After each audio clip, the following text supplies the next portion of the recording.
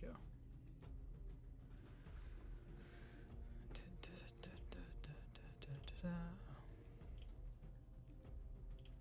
Alright, I need the NovaRO dev block.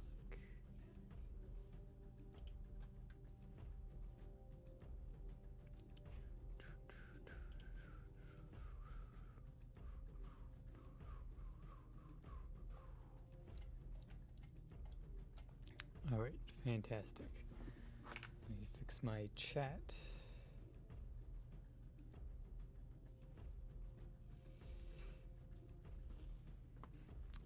Nice.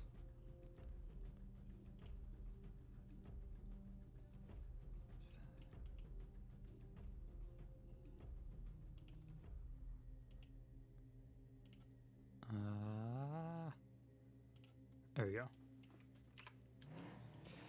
Hoi Breno. What's up is starting the stream like 4 hours late. Or 3 hours. Ahoy Rungnir. Or Runger. Never mind. Where can you find the skill update? Let me post this into chat. There's skill updates, and then there's Monster Hunter skill updates. I haven't looked at the Monster Hunter ones really, so I looked at some of them, but I don't know the full context. I already know all the skill updates. We're gonna go through them anyways.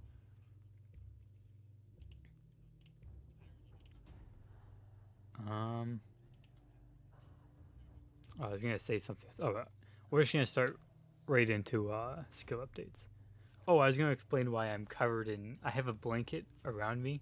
I have blankets that go over my legs and one on my chair, because it's so incredibly cold that I'm literally freezing to death in my chair. You don't care about MH too much? Yeah, it's. I like MH as a concept, but I think this skill update will help it a lot. Already knew, but thought it would take more time to come to Nova. Yeah, I thought it would take at least a couple more months. I mean, I can't wait for it to come in, because like my GX build gets so much stronger.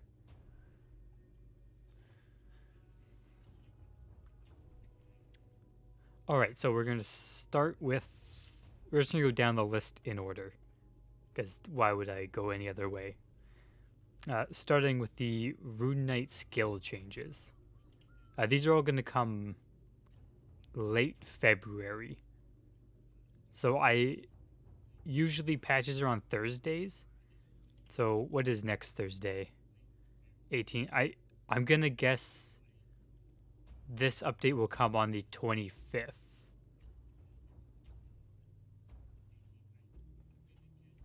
It could come on the 18th, but I think it's probably, if it's late February, probably 25th. Does the Rune Knight rework is coming? All of the classes skills are coming. The last current KRO skill update. Unfortunately, there's no skill update for expanded classes. But oh well. Alright, so starting with Rune Knight, Dragon Breath and Dragon Breath Water. Base level modifier was changed from 150 to 100. That's a huge increase. I don't know if it... So, maybe I could get Excel out for a second. Hurry up and load. Yeah, I'll just open this, it's fine. So to show the difference between the skill damage, let's okay, we have Soul Destroyer.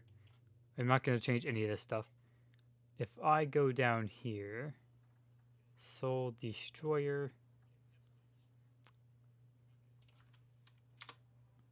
All right, so Soul Destroyer had divided by 150, which is what Dragon Breath has right now. If we look at our damage, we have 399. 399. And if we change that to 100, meaning at level 200, your skill damage is doubled, basically, we get to 599. So it's like a 50% increase. Right? Oh yeah, I guess it is 50%. It's a really big increase. It'll be very noticeable. Dragon Training improves the influence on the Dragon Breath skills from 90 to, or the previous is 100 plus 1 minus skill level times 5. So like at the skill at level 1 it gives 0% Dragon Breath damage. Level 2 it gives 5%, 10, 15, 20 at max. So this makes it so it's 10% per skill level now, but lowers the base mod. So at Dragon Training level 1, you'll still have 100% skill damage. But at level 5 Dragon Training, you'll end up with 140%. And this isn't like skill damage, this is like inside the formula.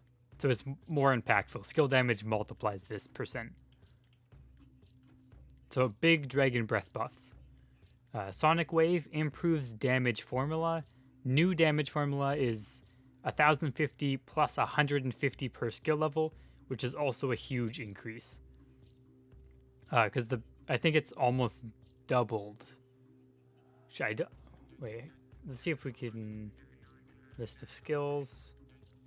So old Sonic Wave is 1500% attack at level 10. Calculator, thank you. So 1050. My sound wasn't off on my tablet. So 1050 times. Oops. Not time. Okay, I messed this up. 1050 plus 150 times skill level 10.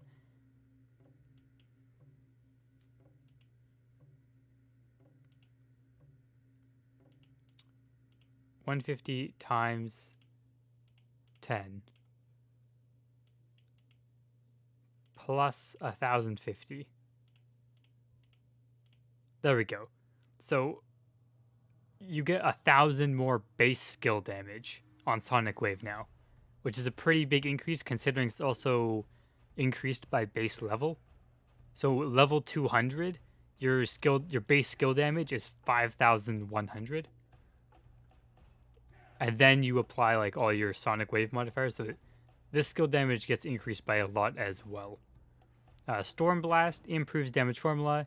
It's increased from 1500% to 2100% based on 120 strength. So that formula also is a big increase. Where's Storm Blast? Right here. So this is the formula for Storm Blast. So if we ignore Rune Mastery, which is 1000% flat max level, so we ignore that part. That's not what the update pertains to. So if we have 120 strength divided by 8 equals 15, and you times that by 100%, you get 1,500%, which is the old one. Now it goes to 2,100, which means I believe it's divided by, so 120 strength divided by 5.75, or it's like 5.8. So your strength is more impactful and increases your damage even further on Storm Blast, which is, I believe Storm Blast is already this like skill that hits ridiculous millions. Wind Cutter increases cooldown from 0.2 to 0.3 seconds and reduces delay after skill from 1 second to 0.5. So you can only get 3.3 wind cutter per second now, but you don't need very much after cast delay gear. You need 40%, and you can max spam it. Also reduce SP consumption, which I think is also pretty nice. So I guess technically it's like a wind cutter nerf, but it's a nerf end game, but early game it's kind of a buff because you don't need as much after cast delay to fully spam it. Ignition break, reduce area of effect from 11x11 to 9x9, and critical rate is, instead of being half critical, it's just equal to your crit, which is really strong now. Ignition break is surged a lot in power level. I mean, you have less AoE, but I mean, I guess that is pretty impactful for some of the farming you do with it. But the fact your gear will be less locked to stuff. Like I don't think you need to force like a Lux Sutan anymore. You can use like a full damage armor now. New damage formula is 450 times 5. At max level, you get 2,250%, which is an increase. Warlocks. Gravitational field. Reduce damage display to 2 times skill level hits, and increases damage to 100 times skill level. So you do 500% magic attack per hit, and at max level, you hit 10 times. So max level, you're basically hitting for 5,000 magic attack percent. I'm not 100% sure on how the skill functions, but I'm pretty sure that's a major buff, because I don't think it's timed hits anymore. It just hits that many times. Mystical amplification. This is a big change. Instead of being a one-time buff for your next skill, it's just a status increase. So like, instead of getting 100% on your next skill, you get 50% magic attack for 60 seconds, which that's really strong. It's better for spamming builds, though. Like I guess one-shot builds, which I don't know if you even exist, they lose power there. But spamming like Chain Lightning, Crimson Rock, I don't think you spam Comet really. Or I guess you do because the books. But I think that's a good increase, even though like it's less magic attack now. Better for spam. Soul expansion, massive increase in damage percent. Soul expansion. So at the moment it goes up to 900% magic attack. And now it goes to 1,000 plus 200 per skill level, which is, it goes from 900% to 2,000%. So I think it could be a actual viable skill. Obviously, it's ghost property, so it's not going to be useful in all cases, but it's a lot more impactful. Comet, I believe the Comet change is not a major buff. So it goes from 5,000 to 6,000%, which is a buff, but it's not as major as I think the other buffs are. That was good for Comet. Tetra Vortex, improved damage formula. New formula is 1,500%. Wait, what do you mean 1,500%? Oh, do you mean what's it called? Soul expansion? Alright, that might be outdated. So maybe it's a lesser increase.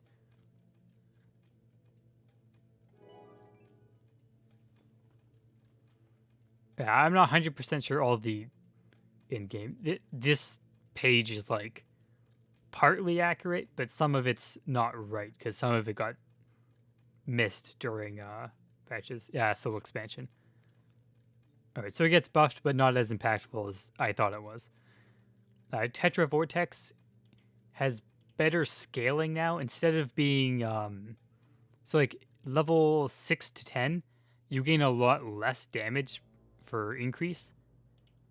But now you get 800 and 400 per skill level, which means you get 4,800 at max.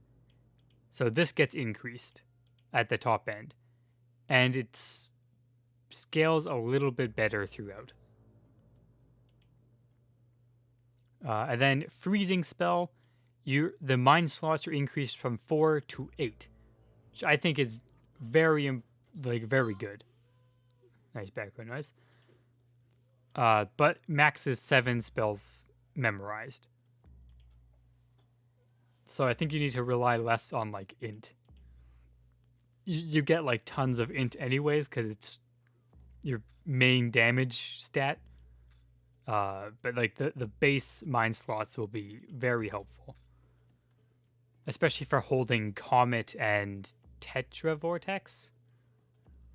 All right, Rangers. Focused arrow strike or sharpshooting. Increase cast range from 9 to 11 cells. That's kind of neat. New damage formula is 300 plus 300 per skill level, which I believe is a large increase. Because that means at max skill level, you get 1,800%. But it no longer deals damage in a line. It does damage in like an AoE effect wherever you hit, which can be a nerf, but also a buff depending on how good you were with lining up your skill. I think for more experienced sharpshoot rangers, maybe it's a nerf, but for like newbies, it's definitely a buff because it's a lot easier just to point and click and hit the area instead of actually lining up monsters. But a huge nerf to the skill is you now have halved critical rate on the skill, which I'm not sure how the base critical rate will impact this. I don't know if it's added after or before. I think it's probably before, so it's also halved. But this is definitely a huge hit to the build, because now you need 200 plus critical rate to always crit. Aimed bolt, it always does 5 hits now, regardless of size, and arrow consumption is always 3. And when you have Fear Breeze active, it increases the skill damage. So the skill damage on Fear Breeze stays the same, or aimed bolt stays the same. So this is still the base percent. But at max level, if you have Fear Breeze active, plus 35... Okay, no, I need brackets on this. So 35 times 10 plus 800 equals 1,150. So you get like 350% attack when you use Fear Breeze, because Fear Breeze is being used more as a buff now for other skills. Arrow Storm adds increases the fixed casting by 0.3 seconds, reduces variable casting to 2 seconds, which I think doesn't really matter, because I think early game Arrow Storm uses double metallic sound, not metallic sound, sound amplifiers. So the variable cast time, I think, doesn't really matter much, because they're going to reduce it fully anyways. The fixed casting does mean you need to get Dex boots or illusion boots now.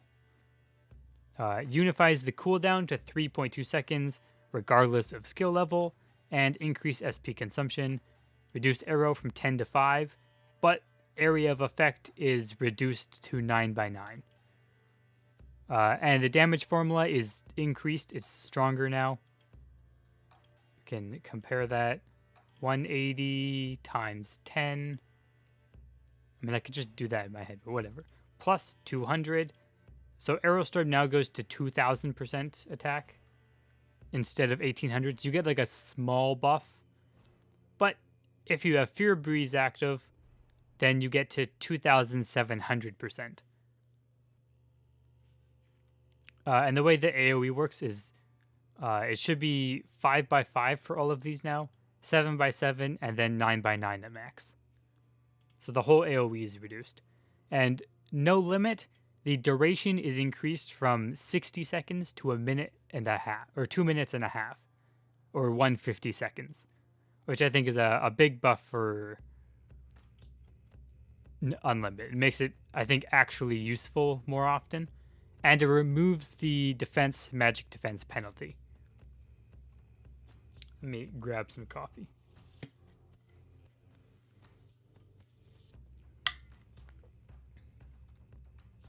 All right, mechanic. There's a bunch of changes here. And I think the mechanic skills actually get a lot better, at least from what I know of mechanic.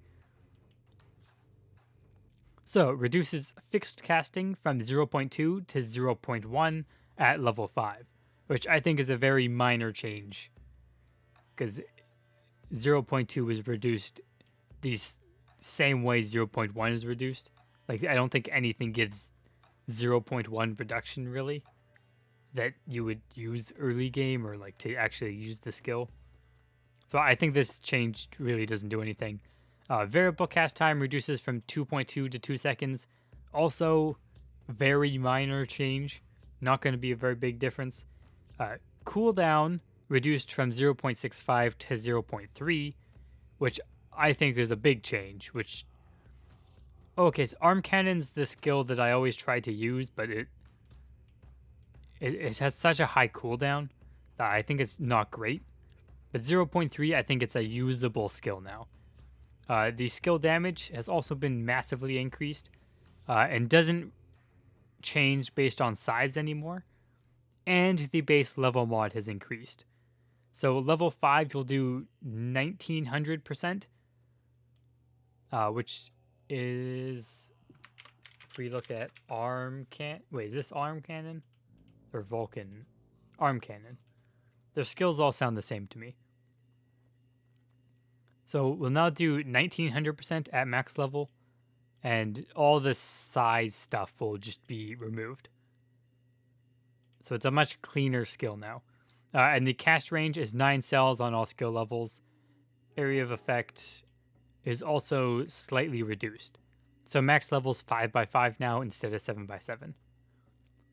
Knuckle boost, reduce variable cast time from 1 second to 0.5 based on level 5. I feel variable cast time changes usually aren't that impactful. It's just using it early on when you don't have any reductions. Because the end game build will usually have 100% or very close to 100% variable reduction. So these are more just impacting the early game casting. Increase SP consumption from 15 to 25, improves damage formula, and increases the base level modifier. A lot of mechanic skills were using the divide by 120 base level modifier, so all those skills will see a decent increase in damage. Where's this knuckle? Oh, what? Don't save it. What? Oh my god. Knuckle boost. There we go. So max level right now it's 700%. After the change, it will be 1,100%. So you get 400% more damage, as well as a higher base level modifier. Axe Tornado removes the bonus damage when equipping a wind property weapon, and removes damage for the outer area of effects. So they made Axe Tornado actually usable AoE skill now. I mean, usually these AoE skills like this and Cart Tornado aren't great because they don't have like the best spam, but it's actually usable. Also removes HP consumption, but increases more SP instead. Damage formula also, I think, was massively increased.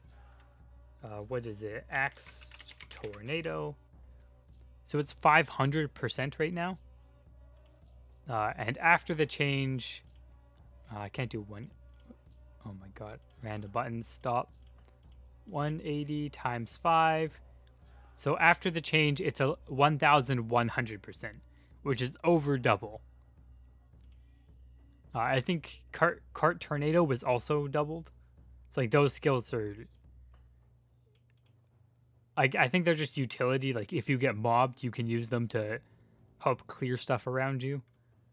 But they're still, I'd say, not great as a main DPS skill. Just as like a farming skill. Power Swing increases the base level modifier. Again, corrects the base level mod to be affected by the entire skill damage, and reduces the influence of strength and dex in the formula by half. And it removes Axe Boomerang autocast.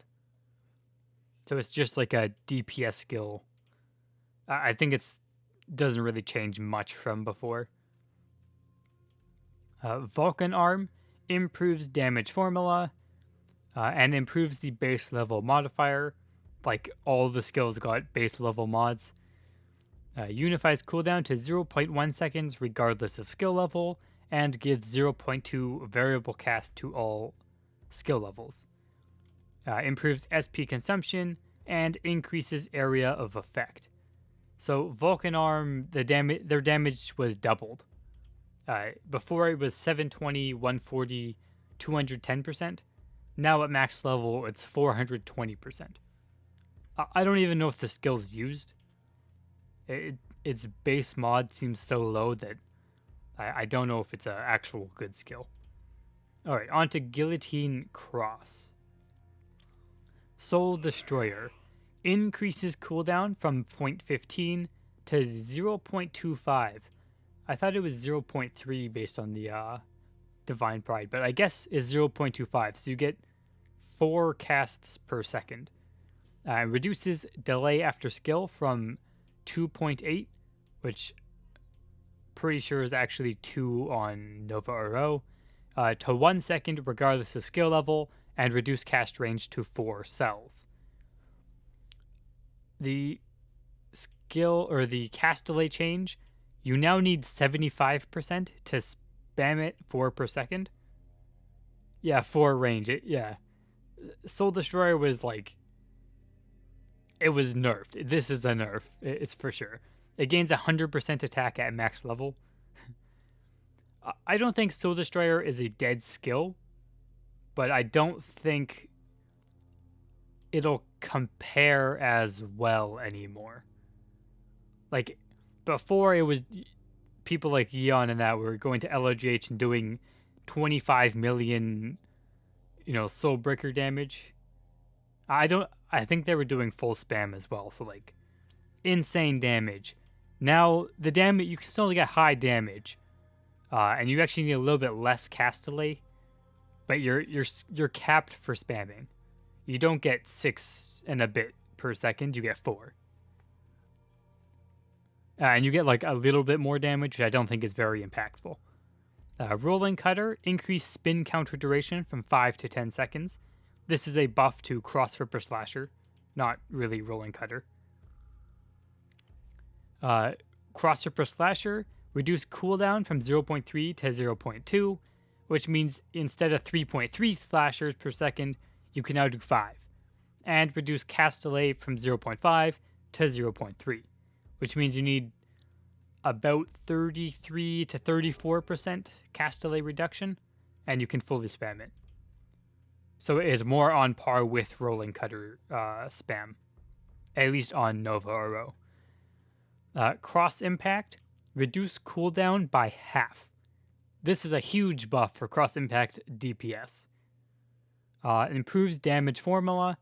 You now get 2,150% at max level, so you get 400% more damage, and double the spam.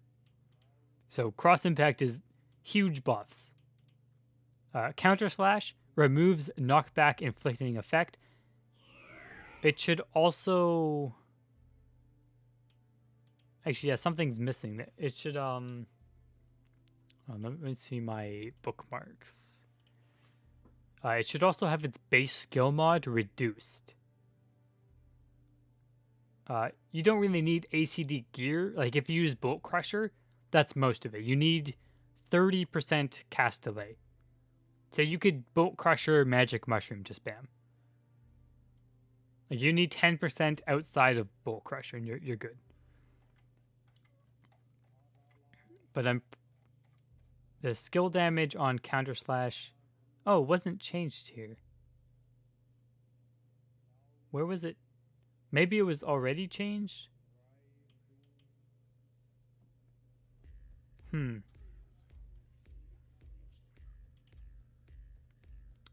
Maybe it was reverted, I guess. Dark Claw increased duration from 10 seconds to 20 seconds. And reduce effectiveness on boss by half. So on bosses, you get 75% increase now instead of 150%, and the duration lasts longer. So Dark Claw is meant for more for like a long period of time in the fight instead of burst damage, because you already do burst damage, but this is just like if you have to punch something 80 times.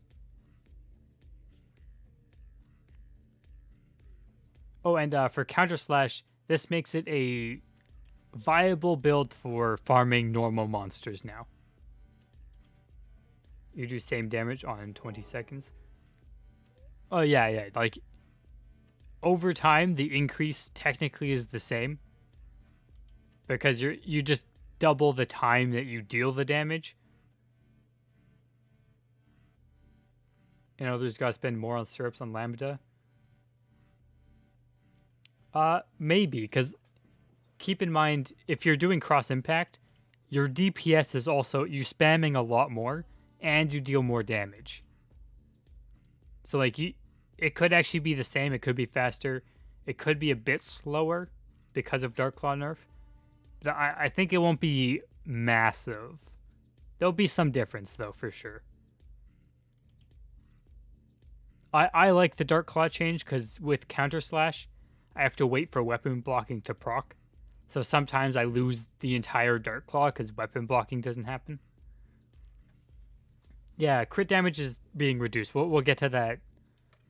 See, we already did the crit classes, so I'll go over that now. Critical damage for skills is reduced by half. So Temporal Boots, for instance, Temporal Boots of Luck, gives 30% critical damage, but if you use it on Cross Impact, Soul Destroyer, Sharpshooting, Ignition Break, Sonic Wave, instead it'll give you 15% critical damage. So it is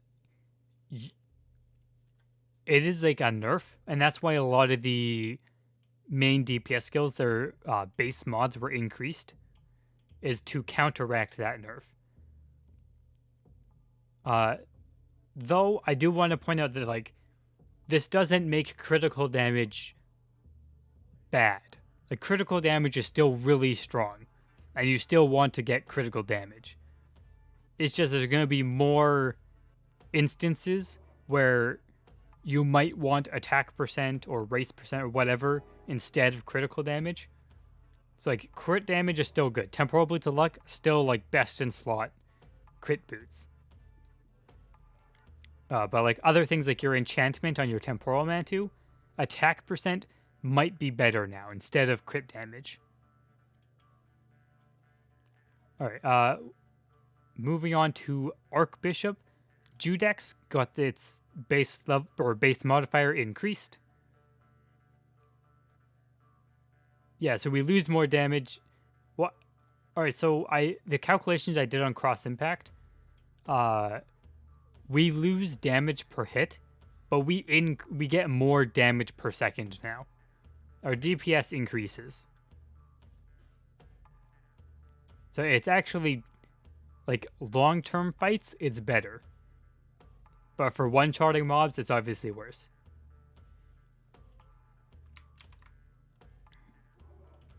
Here is the link to the page.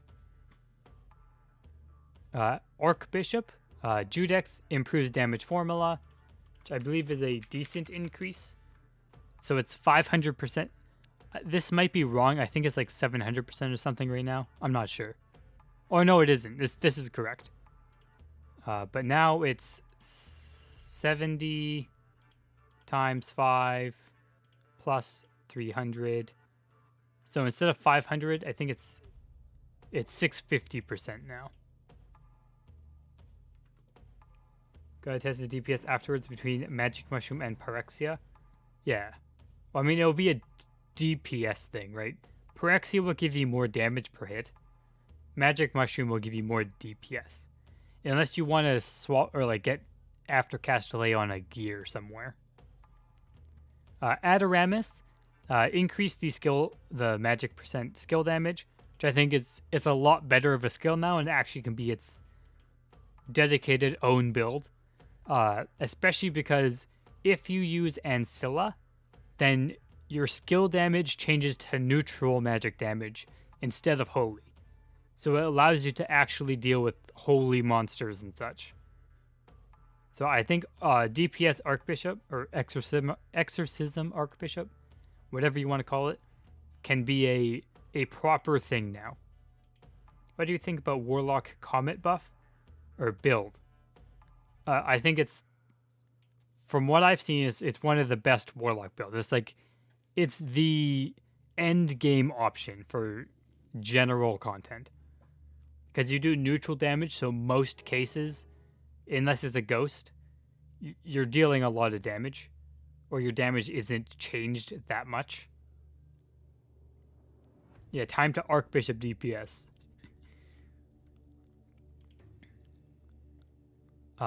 Royal Guard. They have a lot of changes. The second most changed class. Reflect damage is being completely changed. Actually, a lot of these skills are changed completely. So now instead, it's Reflect Damage Reduction. It changes the skill effect from Reflect Damage Taken to Reduce Damage Taken from Reflect melee skills by 10% per skill level. So max skill level, you reduce Reflect damage you take by 50%, which I think is a decent amount. It's an actual notable amount compared to the terrible 30% that like Rune Knights and GXs get, which really doesn't help them at all because they still die in one shot. Shield spell, completely reworked again. Instead of having multiple effects, it's one effect per skill level. It no longer cares about your defense, magic defense, or refine rate, I think it is. So level 1, restore 3% HP every 3 seconds for 90 seconds. Level 2, same thing but with SP. Level 3, plus 150 attack and plus 150 magic attack. Which, I prefer this. It's less confusing, easier, simpler to use. I think it's just a nicer skill overall to look at, opposed to like a list of 80 effects. The Royal Guard shield that gives shield spell, I think it gives the level 2. Or it might give a level 3 ability. We can actually search that. Royal Guard shield. NovaRO. Oh, I don't know where the... Is there even anything on this page? Oh my god. What is the skill or the shield called? Okay. It's from like 16.1, so it's kind of newer. Ish. Shields. Here we go. Giant Steel Strong, Thorny Buckler. None of these are the shield. This guide's too old. Equipment. Blah, blah, blah. Shields. Do they even use their own shield? I guess they wouldn't. It gives them their own skill, right? Wait, what builds are there? Spear shield build. Okay, I don't think they use their own shield. Ragnarok Royal Guard shield. Is this? Ah, here we go. It lets you shield spell level 1, which is... So that means it lets you recover 3% HP every 3 seconds. Which, I mean, it's pretty good. Any class can equip a shield. So you can put the shield on, activate the ability. I think it stays after you unequip the shield too. So you can equip it, get the buff, and then just recover HP as you go.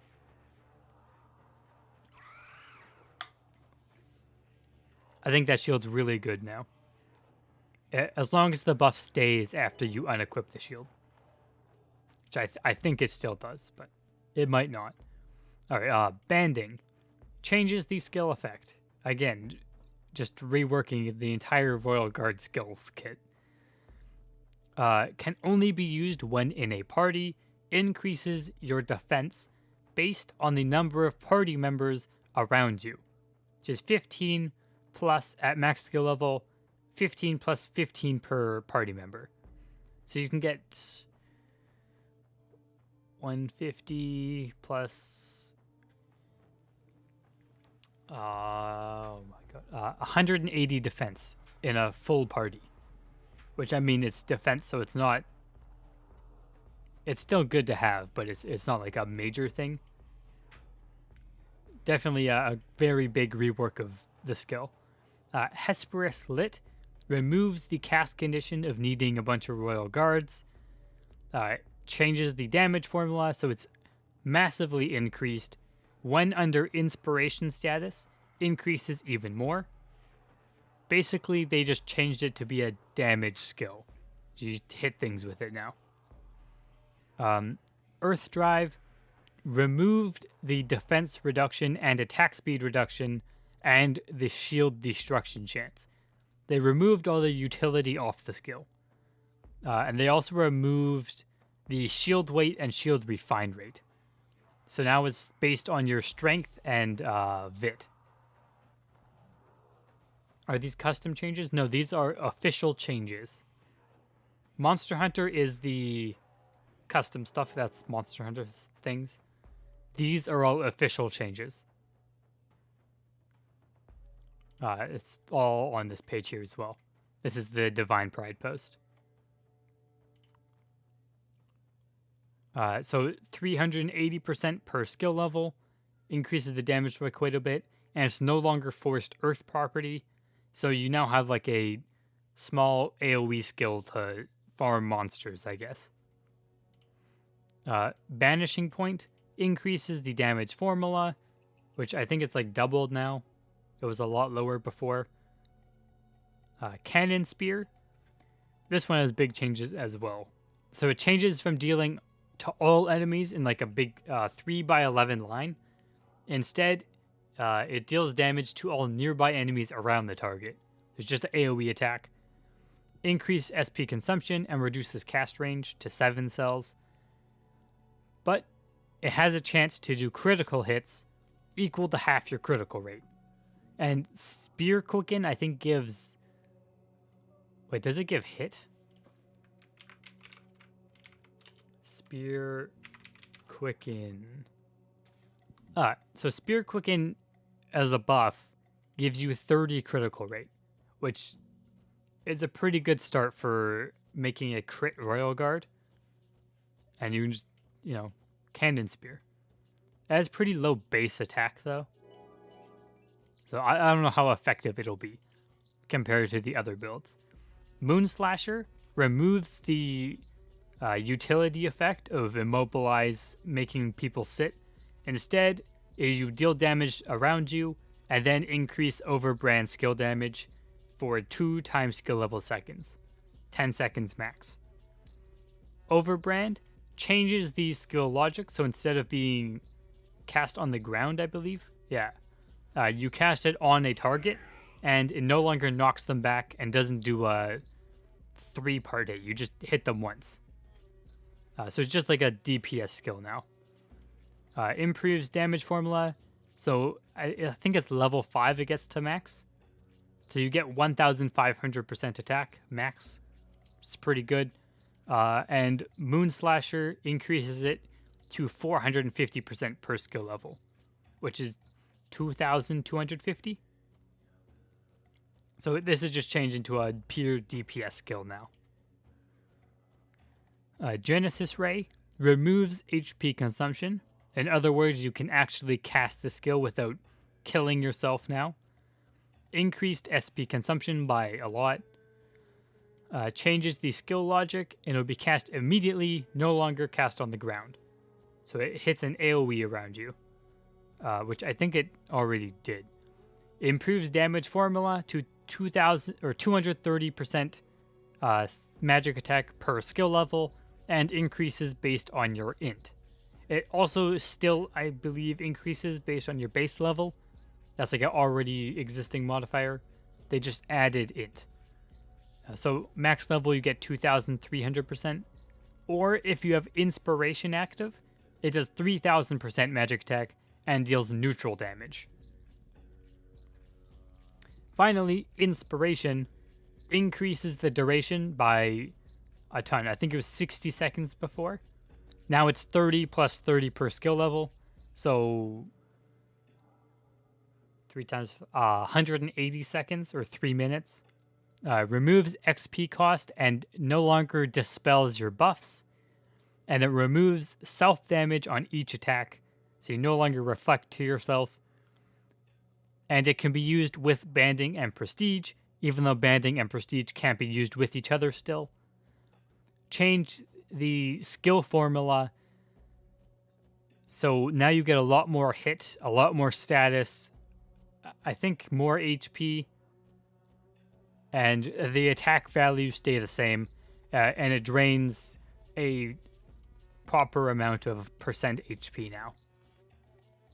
So Royal Guard's kit has changed a lot, and I'm not a Royal Guard player, so maybe it's not the best source, but from my perspective, Royal Guard seems better off now overall. At least in PVM. PvP, I think they lose a few tools, like Moon Slasher, for instance. Sorcerer changes. Psychic Wave. When equipping a staff or book, each hit will deal damage twice. This is basically, they wanted to buff Psychic Wave without giving Shadow Chaser a buff. So if you basically your damage just hits double if you use staff or book. Diamond Dust improves the formula and adjusts influence on int, endow, tsunami skill level. Vader Spear and Earthgrave, exact same thing as Diamond Dust.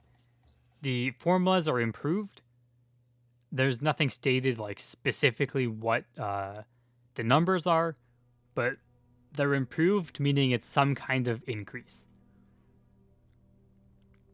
Spellfist has a large change.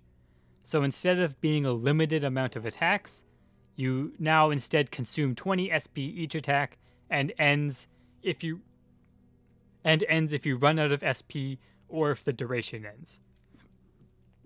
And it deals magic damage, so it's literally like the old critical builds now, where you activate your Spellfist and then you just click on a monster and you punch it to death.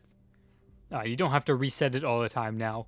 I think more convenient, and it lasts longer as well. But they reduce the base damage bonus from 500 to 200%. So you lose damage, but you gain duration, and I think it's less annoying to recast it and set that up. So like mechanical playability improved, but damage-wise decrease. Killing Cloud removes the red gemstone consumption, which is nice, and skill duration is always 5 now, which is a decrease. And the damage formula, I believe, is just the same as before. Replaces the poison inflicting effect with cloud poison. Anyone inflicted with the cloud poison status is inflicted for 5 seconds, and will take increased damage by poison property attacks. So poison property attacks will deal 5 times skill level percent. So 25% at max level. Poison Burst is also reworked. It now deals 1,000 plus 300% magic attack to the target and nearby enemies. And if they're reflected by cloud poison, it'll deal 1,000 plus 500 times skill level on top of the bonus poison damage, which is if you can give them poison status or the cloud poison status and then hit them with this, you can do a ton of damage, I think. Yeah, I think the skill's viable now. I mean, I don't think it's the best, but it's viable. Also improves increased based on int, and the base level modifier was increased from 120 to 100. And finally, striking. It can be used on party member. I don't understand what this means. Striking is already used on party members. Nothing changes. It seems random. It seems random on here as well. Like, it's just... I don't understand. Unless it wasn't supposed to be before, but that doesn't make sense to me. Changes the bonus attack to 20 times skill level instead. So you get 100 attack max now. No more 4 times 18 plus some big base. This is reduced and removes the bonus from the endowment skills. So it's just a flat 100 at max level. Removes critical chance bonus and adds a new effect with perfect hit, which I think is a great change, but it depends if this is dispellable or not. Does anyone know if dispel or striking is dispelled right now? Because that won't change. If striking is not dispelled right now, this perfect hit change will be amazing. If it is dispelled, it's still good, but it's less than I want. And increases duration from 60 to 90 seconds. Yeah, Spellfist does look fun.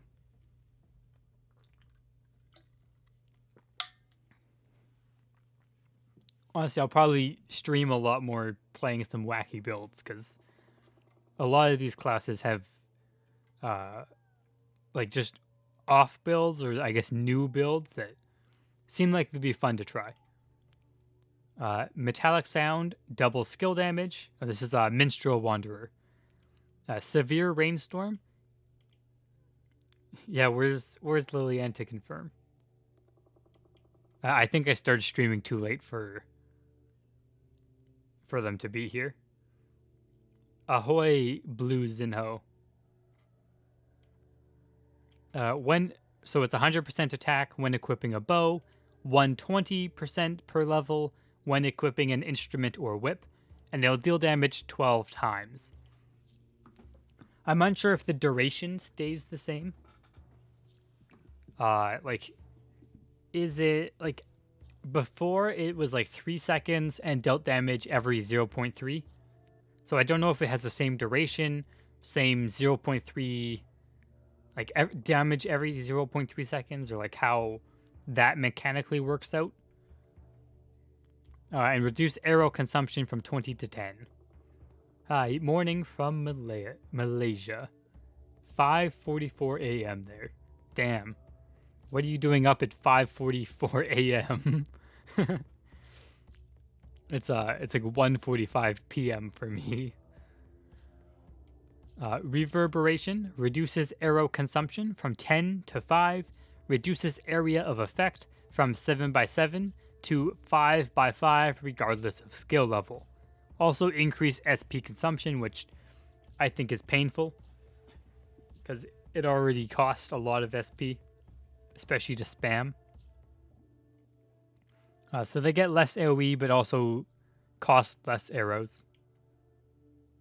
Not that much big changes there. We'll go over genetic last because it has 4,000 different changes to it. Hi from Brazil, 6:45 p.m. there. Man, a great thing about RO, literally people from everywhere. Like, on like one server. Like there's Malaysia, Brazil, there's Australia, Canada, US, Europe, everywhere. Shadow Chaser. Shadow spell now gives 5 magic attack per skill level. For the duration of the skill, so it has to be active. Triangle Shot has a bunch of changes. So it has a new damage formula, 230 times skill level percent. Improves the base level mod. So Triangle Shot would do a lot more damage. And before, it used to have Agi in its formula to increase your skill's damage. And people are talking if it's still there or not. And I believe it is still in the skill. It's still affected by agility. But my only source for this is, if we go in Divine Pride and look at the KRO skill descriptions. Okay, bye-bye ad, thank you. Base level and Agi still are in the description. So I'm pretty sure it's still affected by agility. This is the only evidence I have, so maybe it's not, and it's just left in there by accident or something. But from what I can tell, agility should still affect it. Based on that. Because I looked at all the other skill descriptions, and everything else is all accurate. So I'll just assume Triangle Shot is accurate for now. The only thing that wasn't accurate was the KRO skill description doesn't have doubled skill damage on Metallic Sound. Which I'm not sure what that's about. You have video what to do dailies or weeklies that can be done for starter. Not really on what can be done by starter. Like a little bit. I have a daily and a weeklies video though. Doing like the refining,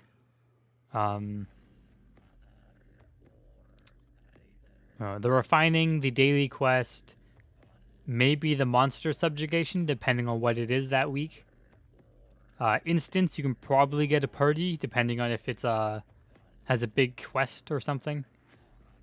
Because some like demon god instance for a new player, you have to go through the quest and it's a hassle. These updates are from KRO or just Nova? They're already on KRO. They're on there last year, like summer-ish or something. These are official, and they're coming to Nova late February. They remove the knockback inflicting effect and removes variable cast time, but adds 0.2 seconds cooldown. I think that's very helpful for this build. Oh yeah, Treasure Hunt is really good weekly. Fatal Menace improves damage formula and is now affected by Agi. So some medium-sized changes there. And Sura, so this one also has a lot of changes before we go and look at genetics biography. Rising Dragon, increased duration by a ton. What's the max duration before? So max duration was 165 seconds before. And now it's 20 times skill level is 300 seconds, so it's almost doubled. But at like level 1, it's way higher. It's like 5 times higher than before. Changes HP and SP bonuses to skill level percent. So instead of 13% or 12%, it's just 10%. So it just goes 1, 2, 3, 4, 5, 6, 7, 8, 9, 10. And removes HP draining over the duration and recovery penalty. I didn't even know those existed on the skill. Never seen them anywhere, ever. Sky Blow or Skynet Blow. Improves the damage formula. It's increased by a lot, but I believe it no longer is increased, or its damage isn't increased from the combo effect, which it used to have. Sky, oh my god, buttons. Sky net blow. So I believe the combo effect is removed.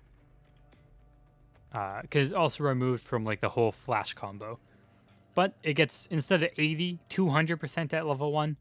And instead of 400, you get 1000% at level 5. So a lot better AoE skill. Dragon combo. Increased cast range to 2 cells. It's an interesting change. It's also on Fallen Empire. Improves damage formula. You deal a bit more damage with it now. And that's about it. Fallen Empire removes the immobilize inflicting effect and removes the bonus damage from the weight limit on the enemy or its size for the monster. Improves damage formula by quite a bit. At level 5, you do 1,600%. And Fallen Empire now. Oh, it's a level 10 skill. That means you do 3,100% attack. So you get 500% more attack, but no longer immobilize enemies. Immobilize was removed.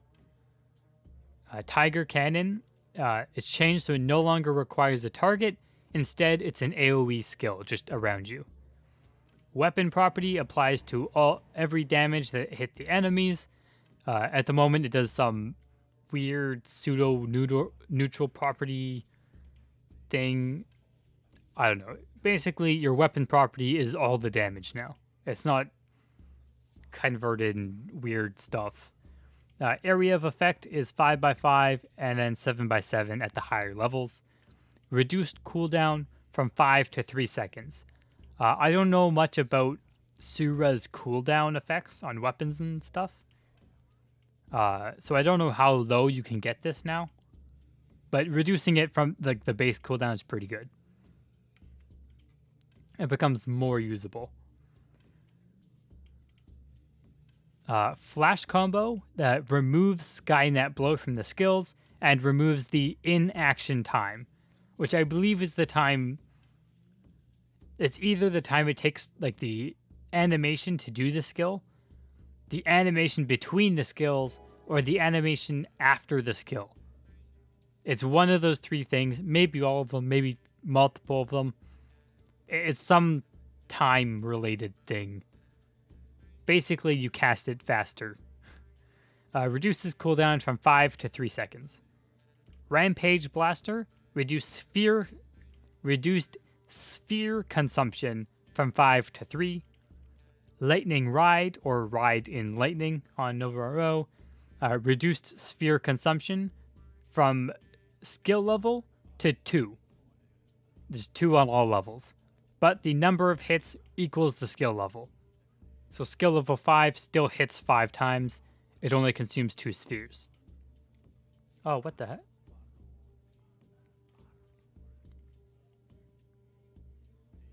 Whoops.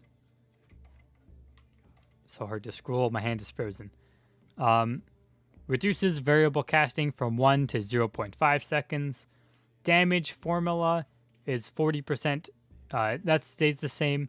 But when equipping a knuckle, you get extra damage. Oh, there's a slight delay before casting Skynet Blow, so it took too long. I see. Alright, so that's what it means. So it removes that delay because the skill is also removed. Makes sense. Lion's Howl reduces SP consumption to 70 and reduces sphere consumption from 5 to 3. Reduces the area of effect, so it's 9x9 at max level, and removes the fear-inflicting effect. Improves damage formula. The new formula is 500 times skill level percent, and massively increases the base level modifier. So it goes to level 5, so you get 2,500% attack, which I think is pretty strong now. And finally, genetic, which has massive changes.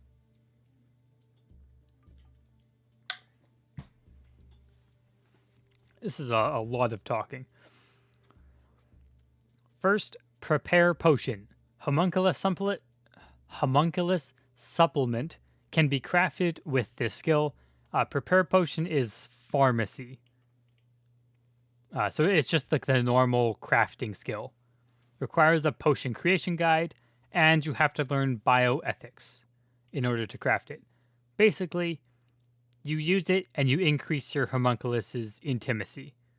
So you don't need to wait 4,000 hours, or actually 15-ish hours, to get a loyal homunculus. And it needs a Seed of Life, Yellow Herb, and Empty Bottle. Aid Potion, or Potion Pitcher, increases the effectiveness on homunculus by ×3. Cart Tornado improves damage formula, so instead of doing 1000% at max level, it does 2000%. It's better. I think it's still a meme. The skill modifiers on it are better, though. Cart Cannon improves damage formula. The only actual improvement here is int is ×2 more effective. Basically, they just rewrote the formula. You still have the same base attack, basically. Instead of just being 1750%, it's 1250% plus 20 times skill level times cart remodel skill level. So you still get 1750% in the end when you max your skill levels. And this int is more effective now as well. Blood Sucker reworks skill. So instead of being whatever fixed weird damage it was before, it now gives you a buff, so you gain HP leeching to a party member. And I think at max level it's 9% chance to restore 5% HP. So it's just good. And it lasts for what's level 5? 280 seconds. Almost 5 minutes. So you can like slap it on your Rolling Cutter GX and then go farm somewhere with big HP buff. Or use it for Cart Tornado or something. Spore Explosion removes the primary damage. Instead, it only does the splash damage. And it improves the percent by quite a bit. So it does 2,400% at max. And adds a debuff to anyone hit. So they take 10% more damage from ranged attacks. For 5 seconds. Or 5% on bosses. Now, homunculus changes, which this is where all the changes really happen. Homunculus HP and SP gained from base levels, from leveling up, and evolution and mutation have increased. This will only affect new homunculus, so your existing one will not get this HP bonus. If you want your homunculus to have more HP, you'll have to remake it, unfortunately. Though we do have some supplements now, so it won't take as long. You still have to level it and stuff, though. So, Call Homunculus now consumes 1 Seed of Life to summon a vaporized homunculus or resting homunculus. It lasts for 1,800 seconds, or I believe it's 30 minutes. And it will perform AI normally. You no longer need to manually click and all that to get it to attack. So there'll be a built-in AI. It'll do all the stuff on its own. So I guess you don't have to mess with ASI AI anymore. Vaporize adds a 20-second cooldown. Homunculus Resurrection adds a 20-second cooldown. Sarah, Needle of Paralyze, improves damage formula. So the thing with all these, I don't know the old versions really well, at least the damage-wise, so I don't know how big of an increase this actually is. I don't know what the old version was, because our skill list here is incorrect, and I know for sure it's incorrect because I'm the one who wrote them. So, like, I think some of the base homunculus have okay things, but, like, if we look at certain skills here, like, they're just not correct at all. Needle of Paralyze. Oh, my hand's frozen. Yeah, 450% per skill level. This one's like 800%, which would be a decrease, but I think this was wrong to begin with, so it's definitely not improved if that is true. Poison Mist replaces Blind Inflicting Effect with Mist Poison Effect. Mist Poison will reduce the target's flee to 0. Improves the damage formula to 200% times skill level. Damage interval is unified to 1 second regardless of skill level. Increases additional damage based on Homunculus's dex. Changes duration to 3 times skill level seconds. And when you recast the skill, the old one is removed and new one will be replaced. The old one is removed and the new one is placed wherever you cast it. Painkiller increases the duration to 300 plus 30 times skill level, removes attack speed penalty, which I think is huge, and can only be cast on your owner. So you can't cast it on other people anymore, only yourself. Dieter, Lava Slide, reduces area of effect to 7x7 cells, removes attack count limit, removes burning inflicting effect. Improves damage formula to 50 times skill level percent. Damage interval is reduced to 1 second. Changes duration to 5 plus skill level seconds. When recast, the old one is removed and new one is placed on the new target area. Pyroclastic. Oh my god, I did it again. Why does it keep doing this? Pyroclastic increases bonus attack damage depending on skill level by 100 based on level 10. So it's base level plus 100 at level 10. So you get 300 weapon attack at max level, which I think it's at 250 right now or something. So you get more attack now. Weapon attack. Increases duration from 300 to 30 times skill level. Removes fire property endowment fully and removes Hammerfall autocast. Eleanor, Midnight Frenzy, improves damage formula, adds defense ignoring effect. That's it. Eleanor doesn't have many changes. Ira, Eraser Cutter, improves damage formula. It's now 450 times skill level percent. Increases the influence of int in the skill damage formula and reduces casting time to 1.5 seconds.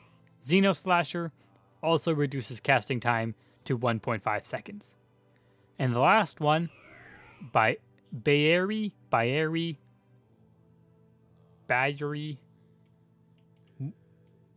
the horse, Stallhorn, removes knockback inflicting effect, improves damage formula to 1500 plus 300% times skill level, improves the influence of Vit in the skill damage formula.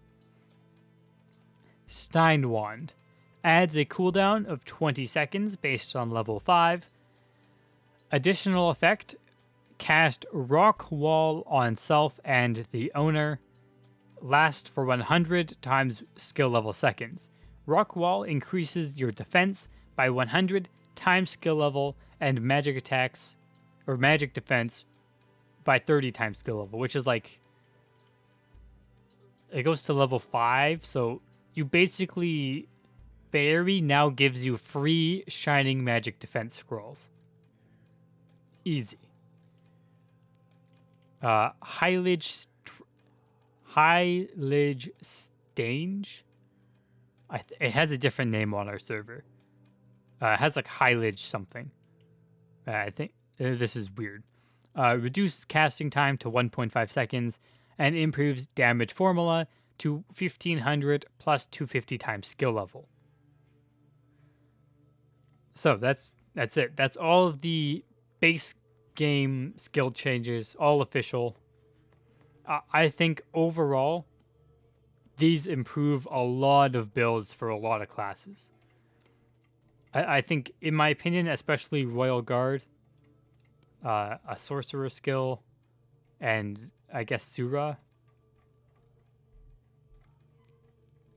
I really like these changes. I think they'll make they will make a huge impact. New meta. Well, I think like if you want to go meta wise, Cross Impact, Ignition Break are still going to be the top of the meta for sure. But I think a lot of the non-meta builds are viable now, or yeah, not more viable, but they just are viable. Like, I think you could build an Archbishop, Exorcism Archbishop, and actually solo most things. You could probably solo Lambda with this. Actually, you can solo Lambda with this, 100%. I mean, you have Safety Wall to protect you from laser, and then you can Judex spam, or I guess Adoramus isn't great at the moment because we don't have all the reductions. Sharpshoot Rangers were nerfed hard. That's not going to be meta anymore, but I think Aimed Bolt will be more meta. They still have to deal with our cast times, though. I think overall Ranger got nerfed in the end. Or at least, like, it's one of its end game builds got nerfed hard. Alright, give me a minute to catch my breath, and then we'll go over Monster Hunter changes, which I only know a couple of. I don't know most of these changes yet. I know there's a lot of small little bonuses.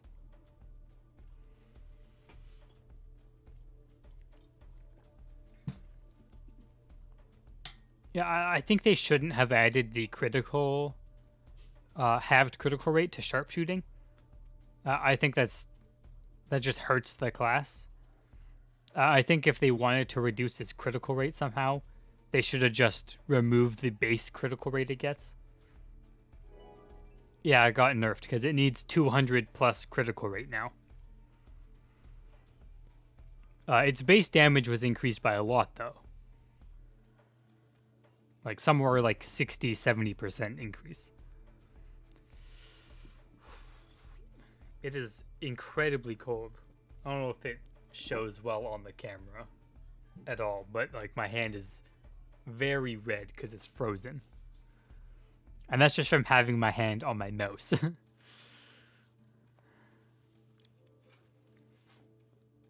The joys of living in Canada. Yeah, well, have critical damage. I think the base skill mod helps, it counteracts the halved critical damage. But it's definitely nerfed because they're going to have a hard time getting that crit rate. Yeah, focused arrow strike is sharpshooting.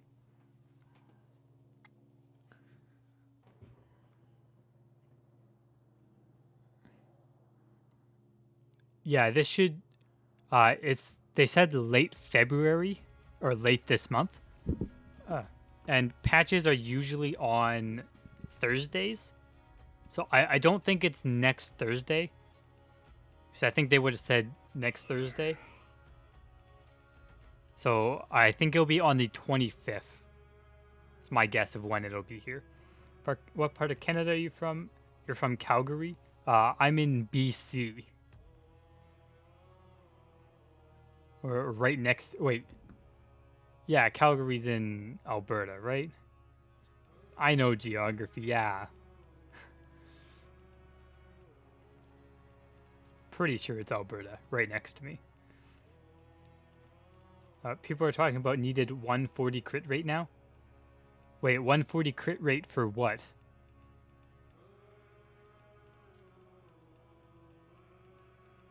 What?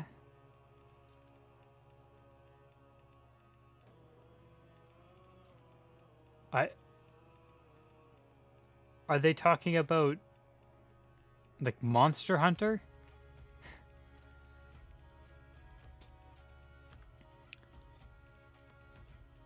I'll move my microphone up. All right. Whenever people talk about critical rate, well, no, it needs more than 140. It would need double. Like, it needs 200. Like, you need 200 plus 0.2 for every luck the monster has, I think. Yeah.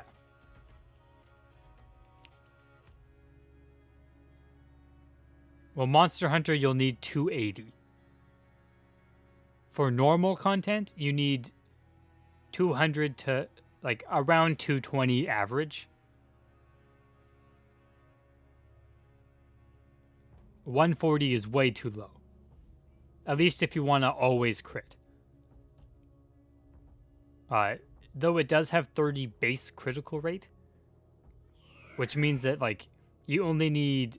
Basically, you need 200, and then your base 30 covers everything else you need. So you still need 200 critical rate on sharpshooting, not 140. 140 is what you need in Monster Hunter right now for sharpshooting. Or 110 plus 30 base. Oh yeah, sharpshooting in MH is dead. It's not going to happen. Like, in PVM, maybe it can survive if they change their build a lot. But in Monster Hunter, sharpshooting won't survive. It's not going to... It's a dead build there. Yeah, thinking about it now, I think sharpshooting builds are just... I think they were flushed down the toilet. Like, they're not doing well. Completely shit on.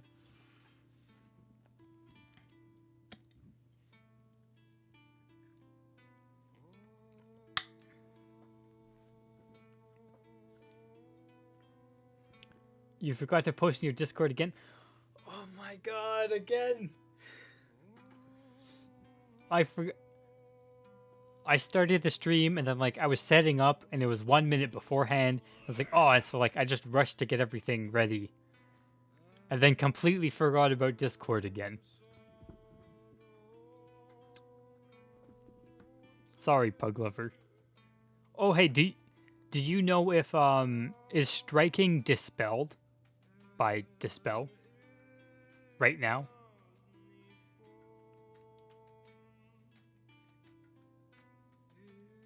You should have been first. No, you're like 50th. Sorry.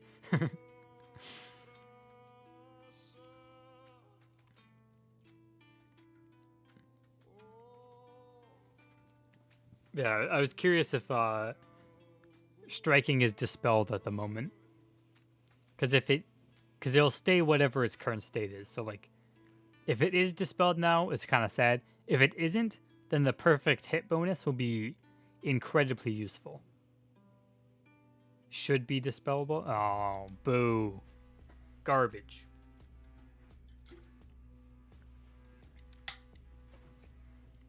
Alright. On to the Monster Hunter skill changes. Starting with expanded classes. Because they need love. Alright. Adjustment. Removed all cast time and after cast delay. What is adjustment again? Why is this? My keyboard's angled terribly. Adjustment.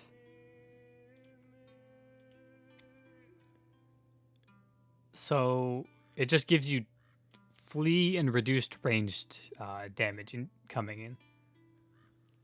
I think that changes. I mean, it's alright. It's fine. Increased accuracy grants a new status when used, which gives you 25 defense pierce to great monsters and removes the cast delay. This is a big buff for Rebel. 25% pierce for free. I mean, that's great. Magical Bullet now grants a new status when used, increasing long-range damage by 3% and removes aftercast delay. I hope this still grants the magic attack bonus as well. And they didn't just kill magic rebel memes in MH. That would be sad. But these are the small bonuses I mentioned.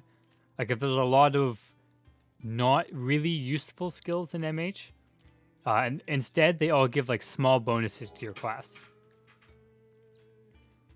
So like it's just useful. So you can magical bullet, get 3% range damage for free. Cost you 1 coin. Platinum Altar removed Holy Elemental Bullet cast restriction. No longer mutually exclusive, so you can cast it with Madness Counselor and Heat Barrel. Change cooldown and duration to 45 seconds. Basically, they made it so you can use non-holy bullets because holy isn't always the best in MH. So they made the skill usable without holy bullets. Because it does give you quite a bit of damage. Madness Canceller. It can now be used with Platinum Barrel and Heat Barrel, and removes cast time and after cast delay. Heat Barrel is no longer dispelled when changing equipment, and no longer exclusive with these skills. So you can use them all together. You can Heat Barrel, Alter, Madness Counselor. What's the other one? Or that's all of them. You can have all your buffs running at once and just go in there. Good buffs for Rebellion. NovaRO. Ninja Aura now grants a new status, granting 5% Great Monster Magic Defense Pierce per skill level. So 25% at level 5. It's pretty good. There's a lot of like pierce effects that classes are getting. I think like Expanded already have the most pierce on their Shadow Gear. Like I think Rebel gets 60%, and like this, I think Rebel can. Oh my god, I did it again. I think Rebel can get 100% pierce now, without like using a shield or whatever, which is pretty good. Ominous Moonlight no longer applies its normal effect. Instead, it increases all magic damage the target receives by 2% or 10% from NovaROs. So there's a lot of these buffs too, which increases the, like, if you have warlocks in your party and let's say an NovaRO tank, you can increase their damage by 2%. It's not a lot, but there's a lot of min-maxing through all the skills now. So you actually use more than just your DPS skill. You had no idea Expand Dead classes have their own fair share of job and... Oh, they don't. They didn't get job improvement. These are Monster Hunter changes. This is Monster Hunter changes is why Expandeds are here. KRO doesn't care about them, but Monster Hunter does. Yeah, this is MH2.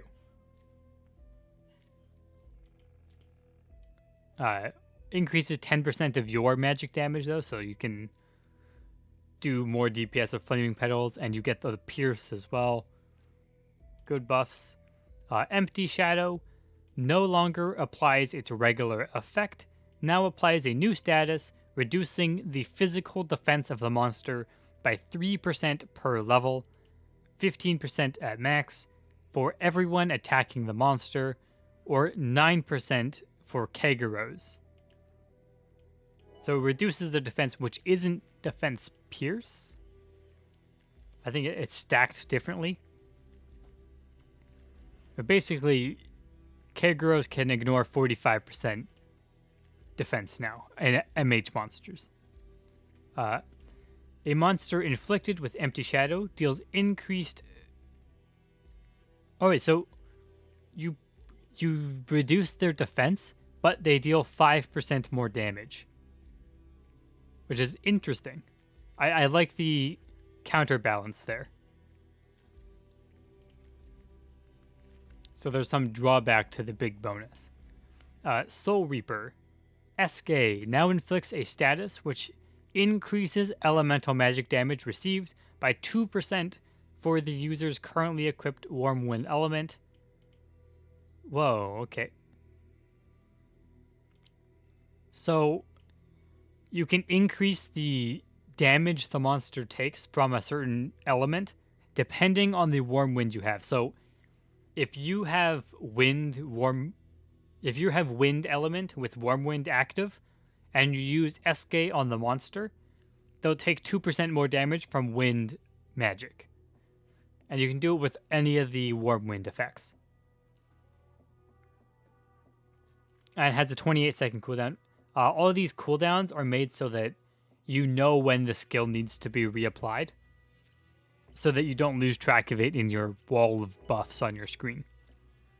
Kahi doubles the heal amount and an internal cooldown between heals of 0.3 seconds. So basically, every 0.3 seconds when you take damage, you recover this much HP. Which makes the skill useful in MH, I guess, because I think it was disabled before. Soul Unity now applies Kahi to all targets. That's actually cool, because now you give this to everybody. So when you take damage from, like, if you get hit by Nasal Ray Wave, the first hit, you recover 2,000 HP. It's pretty good. 0.3 seconds later, heal again. So you have a bit more recovery when you take damage, which I think will be interesting. Increased area of effect to 31 by 31. Kaizel is now able to be cast within the Savage Coast. No longer auto-resurrects you upon death. Instead, it applies a status for 30 minutes, which activates when you reach 30% HP or lower. When the status is... Alright. So when it's activated, when you hit 30% HP, the status is consumed and gives you Kiri Illusion status with a duration of 60 seconds.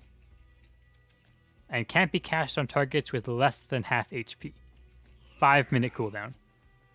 So it's like a fixed version of... Like, it doesn't resurrect you, but it grants you a shield.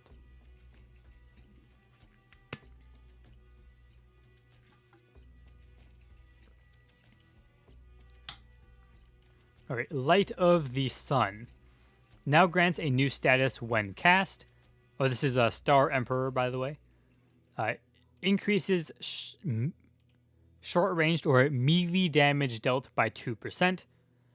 And damage bonus has been reverted.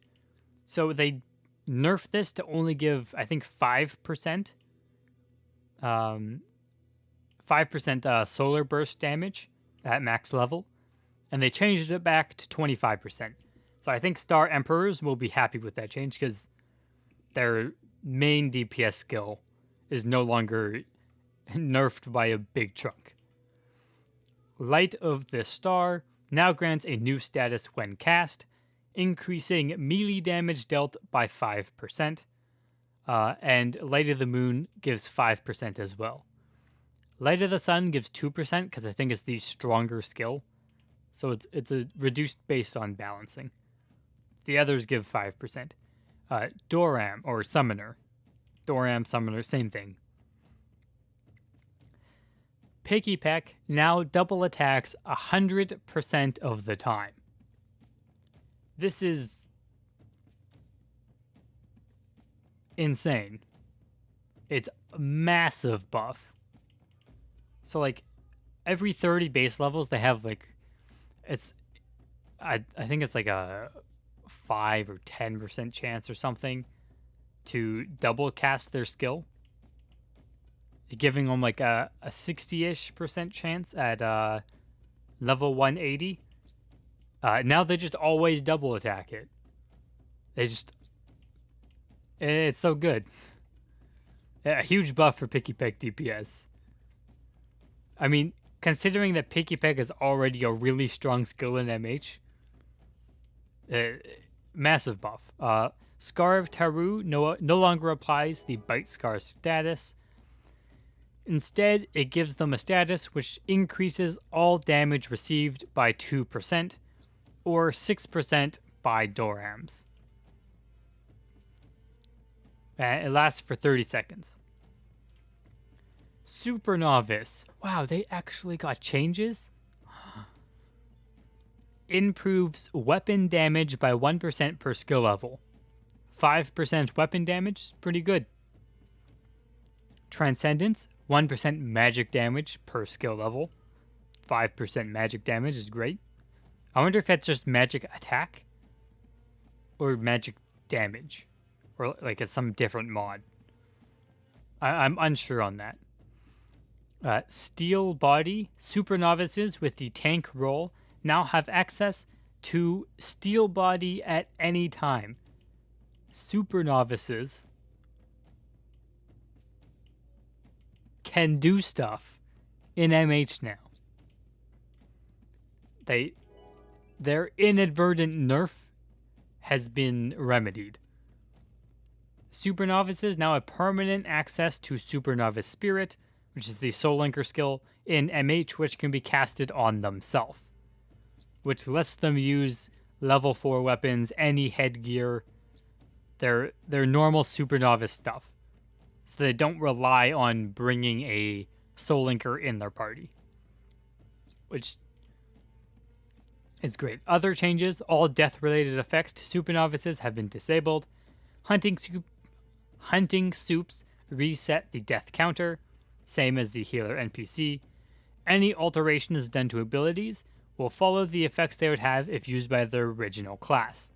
So Raid on a Super Novice is the same thing as Raid for Shadow Chaser. So Shadow Chaser Raid increases damage for Shadow Chasers by 30%. For Super Novice, increases it for Super Novice classes by 30%. So basically, this says Super Novice is now viable to actually play Monster Hunter. Welcome to the club, Super Novice. I mean, they could be used before, but they were a lot not good. They were their usual Super Novice selves. Alright, on to the real classes. It's a joke. Enchant Blade now grants a new status when used, increases melee damage by 2% for 30 seconds. Just a nice buff. Dragon Howling now gives you 4% range damage for... Ooh. Welcome to the Captain's Club, John Kim. Thank you for joining. Enjoy the emotes that were edited in 3D Paint. Oh my god, I did it again. I think later I'll go over some emote ideas. There's currently one video in the community tab. That will be released later today. I have another video that I should have done by tomorrow. That will be up early as well.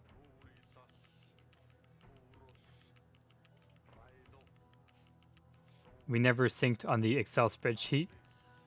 Oh, wait. Were you the one that I was in a voice chat with? I forgot your name, so it's been a long time. If that's you. Dragon Howling grants 4% range damage for 30 seconds. Another nice buff. That one time you were in bed.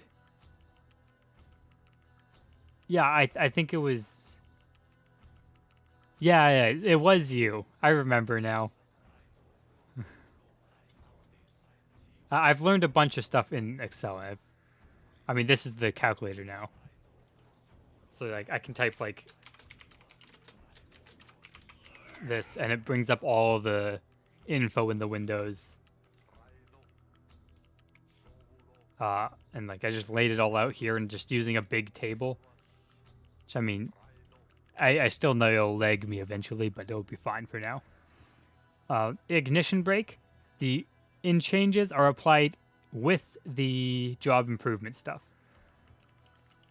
The chance to critically strike is reduced from half of critical rate. Oh, okay, so inside Monster Hunter, ignition brake still needs double critical rate, or it's still halved. Which, I guess, yeah, alright, it's...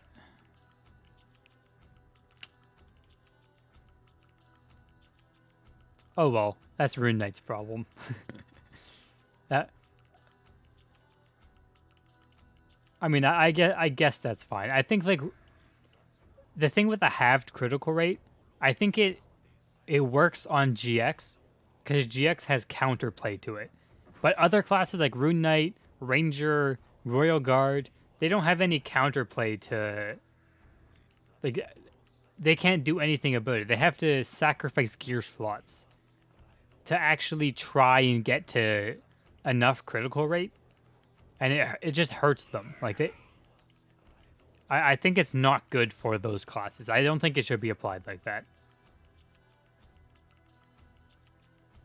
Like, I think they'll get by, but like, the reason I think it's good on GX is because you have a Qatar that it literally just cancels out the effect. Or if you want to use daggers, then you have the halved.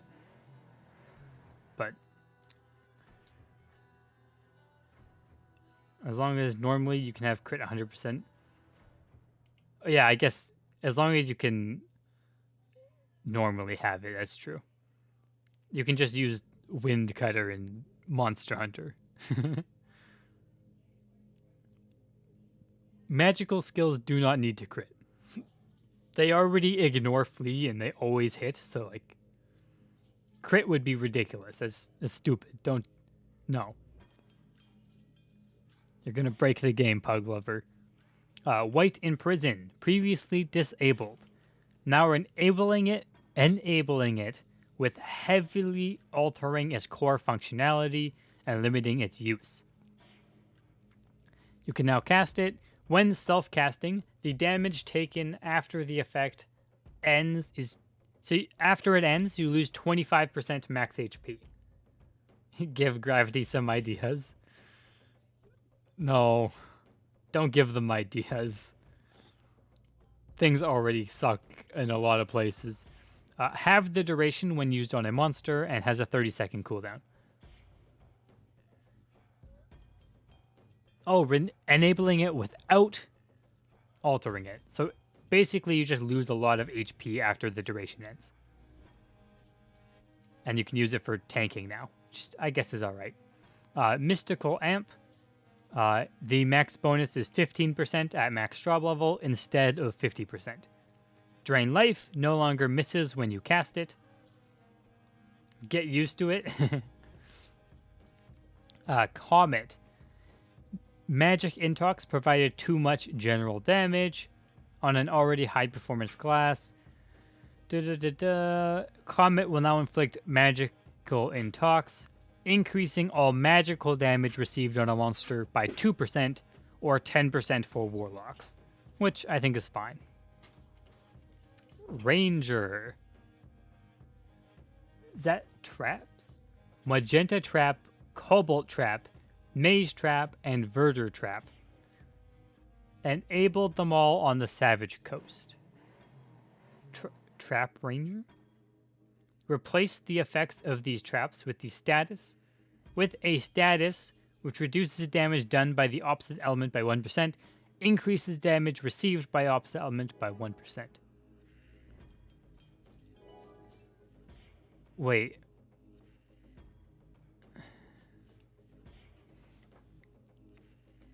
So magenta reduces damage from... So magenta reduce damage from fire and increases the damage they receive from wind. I think. That's kind of confusing. I think it can be explained though in like skill description. But reading it from here, it's like, it hurts my brain to think of the combinations. Additionally, the status increases the damage received by hunter and ranger traps by 30%. Okay. Traps previously did not lend themselves well. They don't normally in PVM anyways. Oh, okay. Example. Hitting Garonath with Maze Trap, which is a fire property, means it will take 1% more damage from fire and deal 1% less damage with fire. Okay, so it's just the same element, not opposites. Worth to note, the Sorcerer's Elemental Change provides similar effects and cannot stack. Alright. Is Ranger the new Sorg? I mean, kind of, I guess. But also, traps.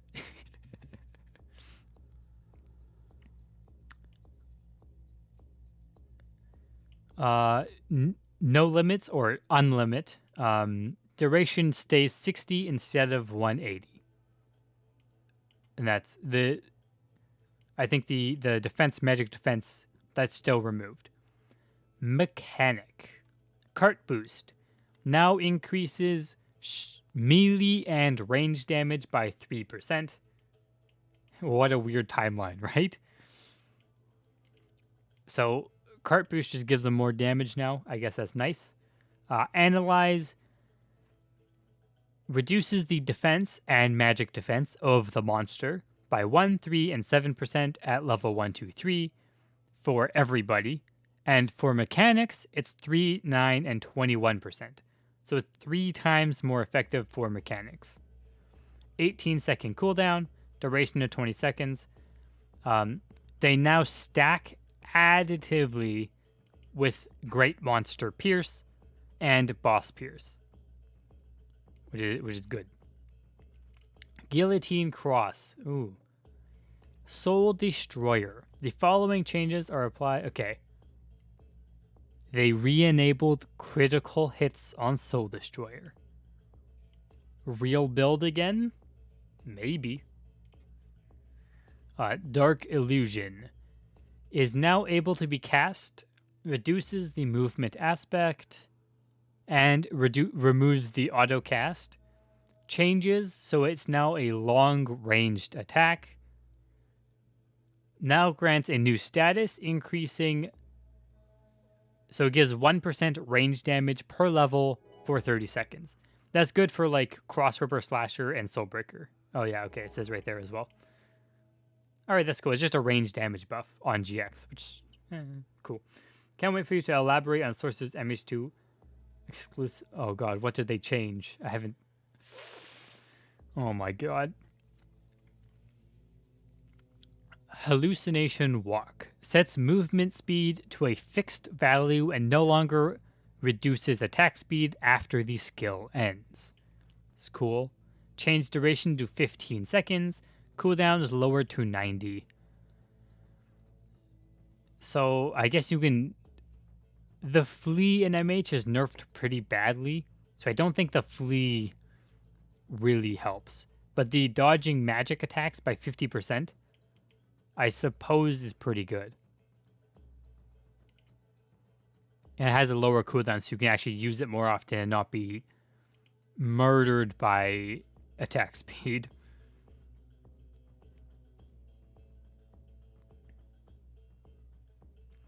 Alright, Cloaking Exceed now increases melee damage by 2% for 30 seconds. Removes after cast delay. Experimental change. I think this is a pretty cool like this, when I read, this is the one skill I did read.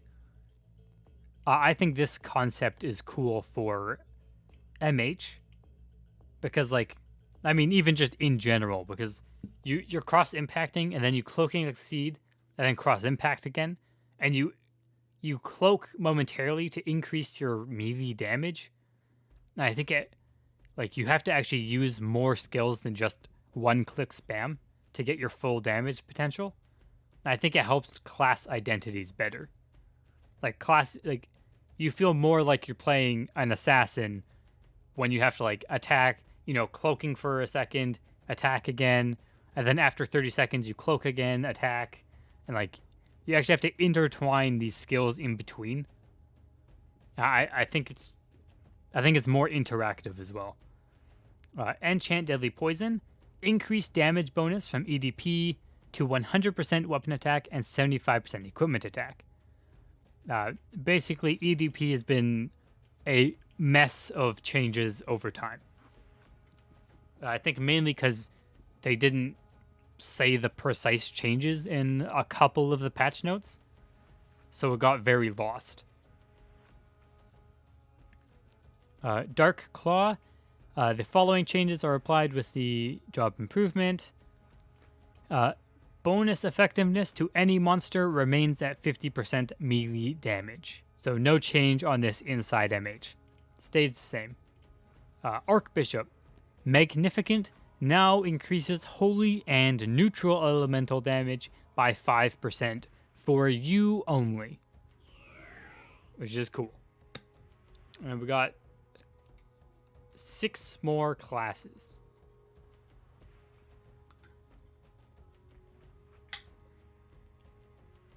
This is the most talking I've ever done.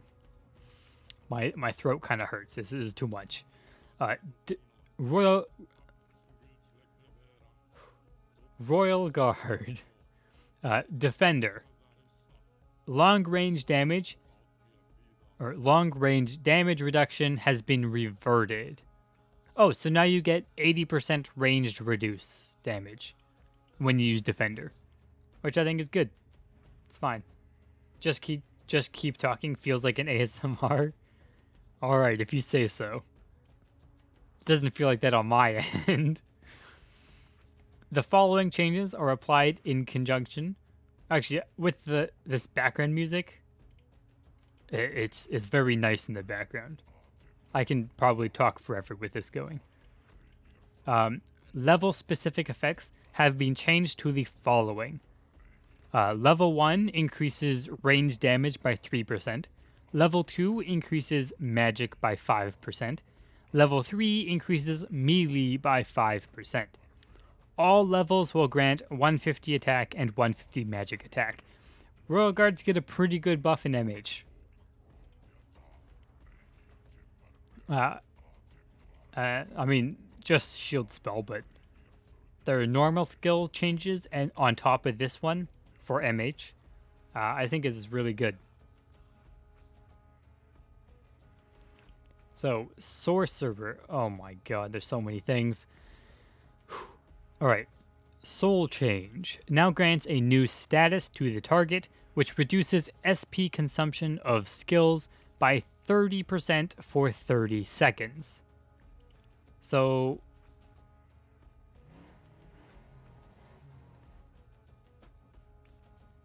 Wait. Doesn't SP consumption, like, almost not exist in MH?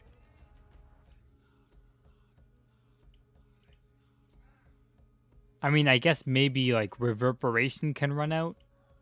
Counter Slash has run out before on me.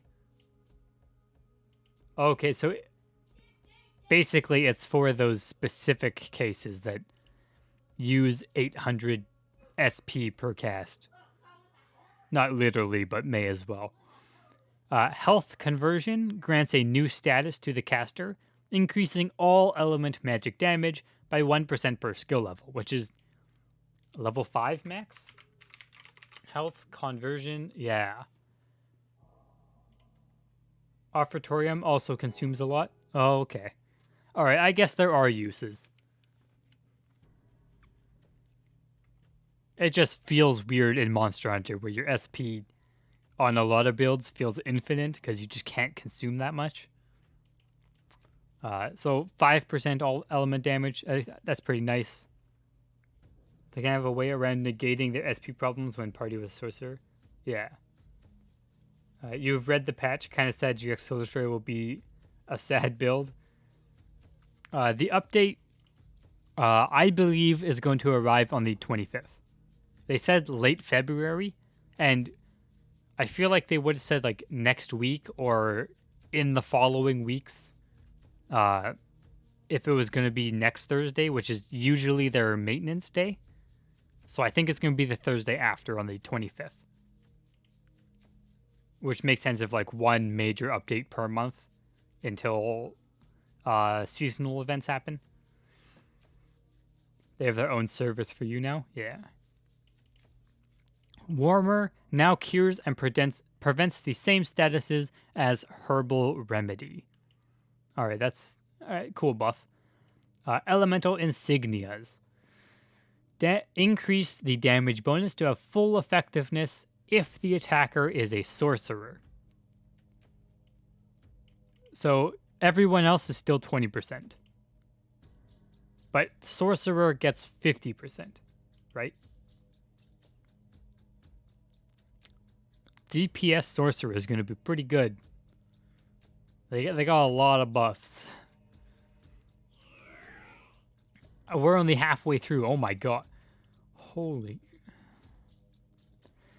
Elemental Summon abilities. Lower the cooldown to 40 seconds.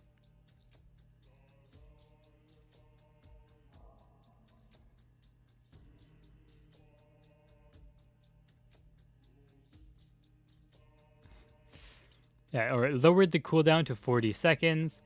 Due to the nature of mechanics in MH, the lack of options in survivability and mobility for elementals, we felt appropriate to make it easier to keep this integral part of the class more readily visible. Blah, blah, blah, blah, blah. Alright, so just lowered cooldown. Cool. Elemental change abilities. Enable the use of all abilities. Replace the effects of these abilities with a status similar to Ranger's elemental traps. Alright, so basically you enchant it with the fire thing, it takes more fire damage and deals less fire damage. Same thing as the 1% per skill level. Same as the ranger traps. Which I think is pretty cool. You use like the water one on Nizori at all times. Or you use the wind one on Nizori, so you deal more wind damage.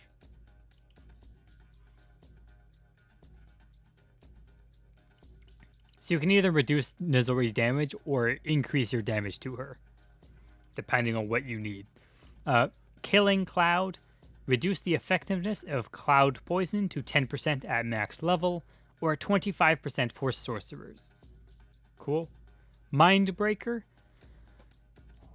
Reduces the monster's magical defense by 3% per level for everyone attacking the monster, or 9% per level for sorcerers for 60 seconds. Monster with Mindbreaker status deals increased elemental damage. Alright, so they deal more damage, but you deal a lot more damage. It's... Hey, Pug Lover, can you carry me in Monster Hunter? I mean, you're OP now, right?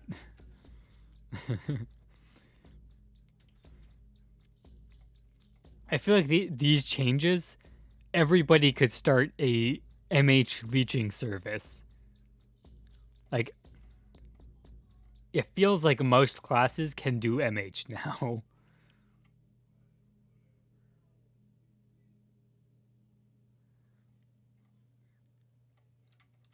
Alright, next up is Minstrel Wanderer. Oh, alright. Enabled the use of these chorus songs when alone. Or ensemble songs, whatever you want to call them. Oh wait, no, they're ensembles, not choruses. Choruses are different. Too many names. When casted alone, are only applied on the caster. and have been replaced. So if you cast them in a party, I think it hits everyone in your party. Or, sorry, if you cast with your duo or your ensemble, then it hits everybody in the party. Otherwise, it's only you. Increases elemental resistances to the core elements. Increase range damage by 3%. Increase magic damage by 2%. Increase stats by 4. When these abilities are cast with another performer, their effects are applied as normal, in addition to both performers getting the new bonuses.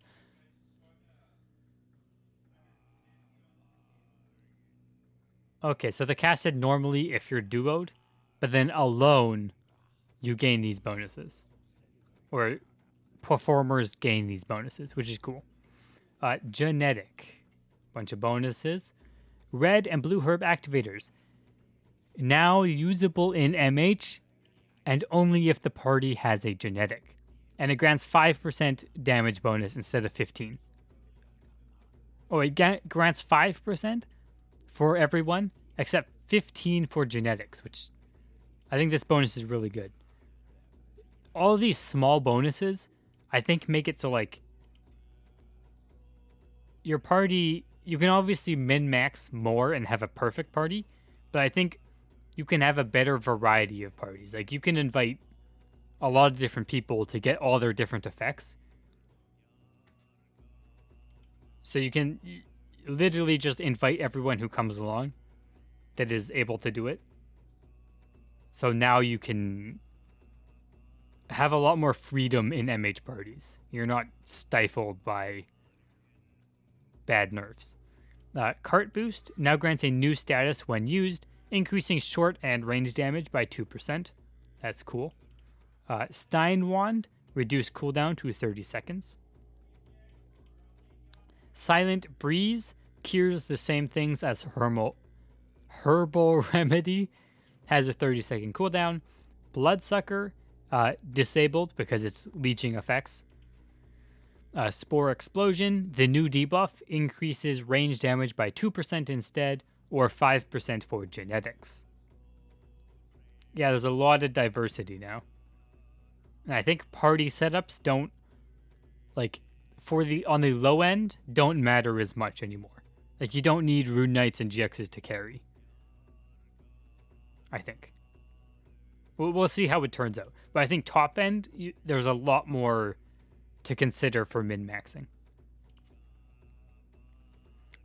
Raid, increased damage bonus to full effectiveness, only for Shadow Chasers. Masquerade abilities. PvP in PVM? What? Masquerades have new effects and are grouped. Group 1. All magic damage increased by 1%. All ranged, all melee increased by 1%. Okay. Group 2 reduces the damage by 1%. These are all really 1%? Why? All new effects replace the old effects with a duration of 20 seconds. Effects are increased to 1% per skill level for Shadow... Okay, that's why. So it's 1% for everyone, but 3% for Shadow Chasers. Yeah, Raid's really good, especially also for Super Novice, because when Super Novice uses Raid, it gives 30% effectiveness for Super Novices. Like, it's a buff for Super Novice as well. There's so many things here. One Masquerade from each may be active at a time. Applying a different Masquerade from the group overrides the existing one. No longer have a chance to fail. Cast time, or removed cast time and cast delay, has a 18-second cooldown. Alright, and finally, Surah.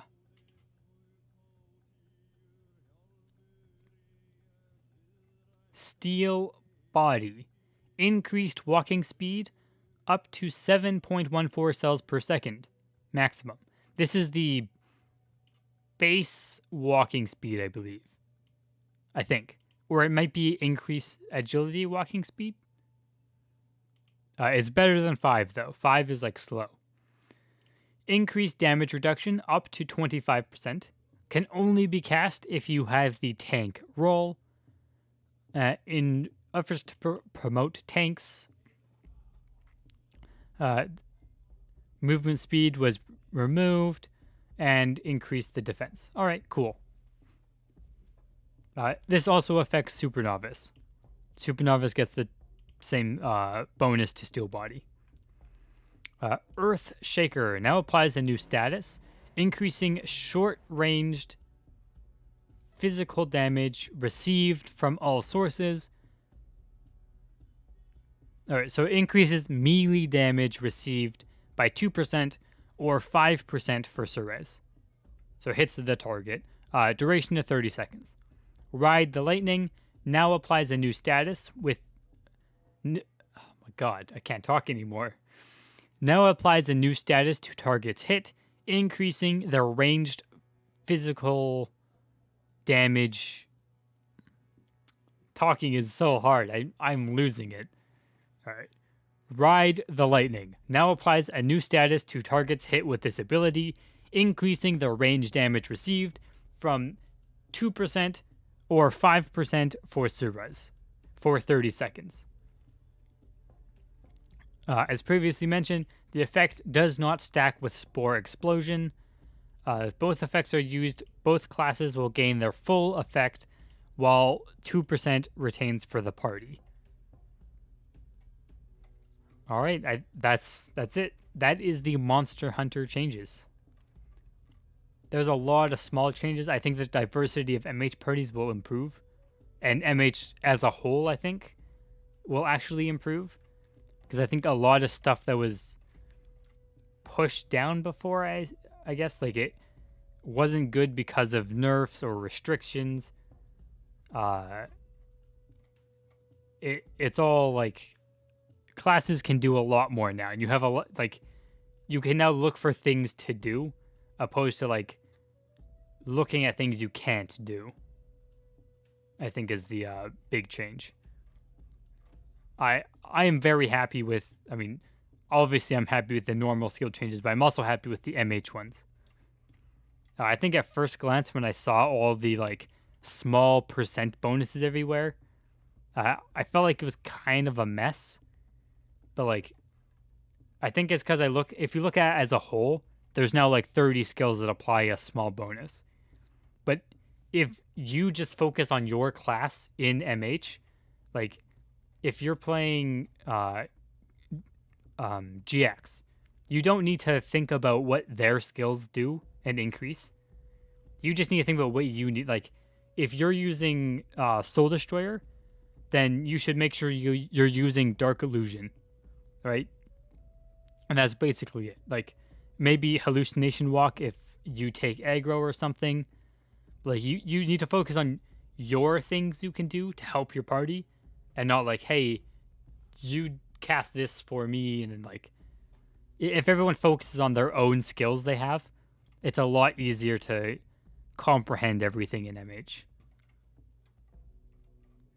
Unless you're trying to build a min-maxed full leeching party or whatever. But I think MH is a lot more doable, so maybe leeching will die down a bit, because MH is a lot more doable by a lot more classes, including Supernovice.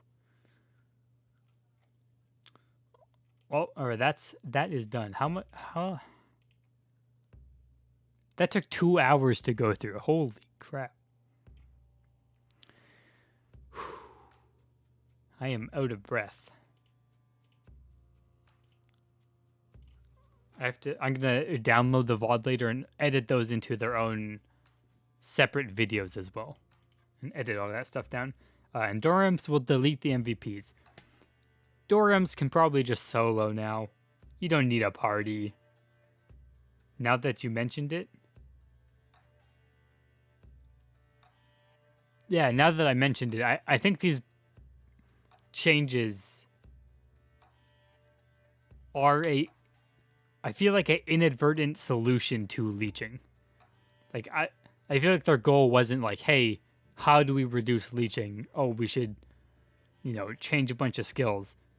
it just so happens like now because I feel like if you really tried, every class can go to MH and do it, even Super Novice. I think Super Novice probably is best as like a tank because you have Steel Body, you have Raid, Safety Wall, Numa, you have all that stuff.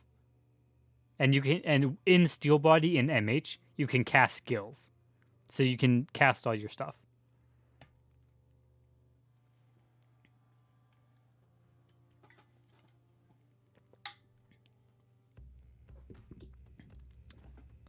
Overall, MH is improving. That's good. Let me put all my Zenny away. Metallic Sound gets double the damage now, though.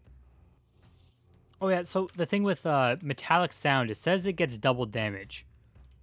And it's the one skill that... Because it even says double damage here. So it's the one skill that doesn't match with the KRO descriptions on Divine Pride.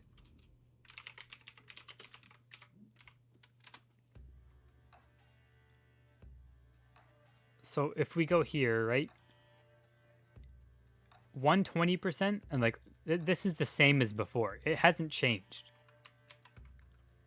And if it's double skill damage, it should be doubled, right? And I don't think anything was revealed when I translated it either.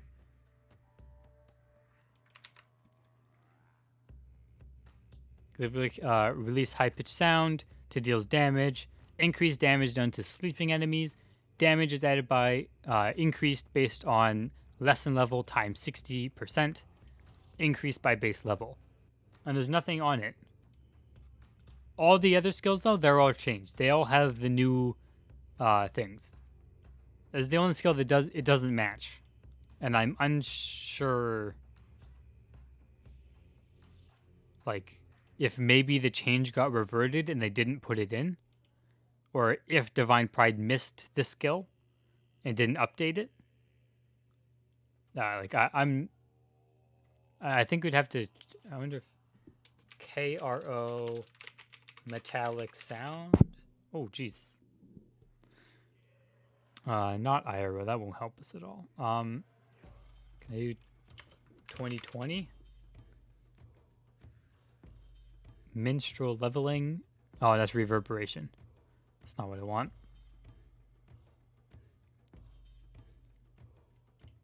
Well, so it's added here. I think it's going to be changed on Nova, I think.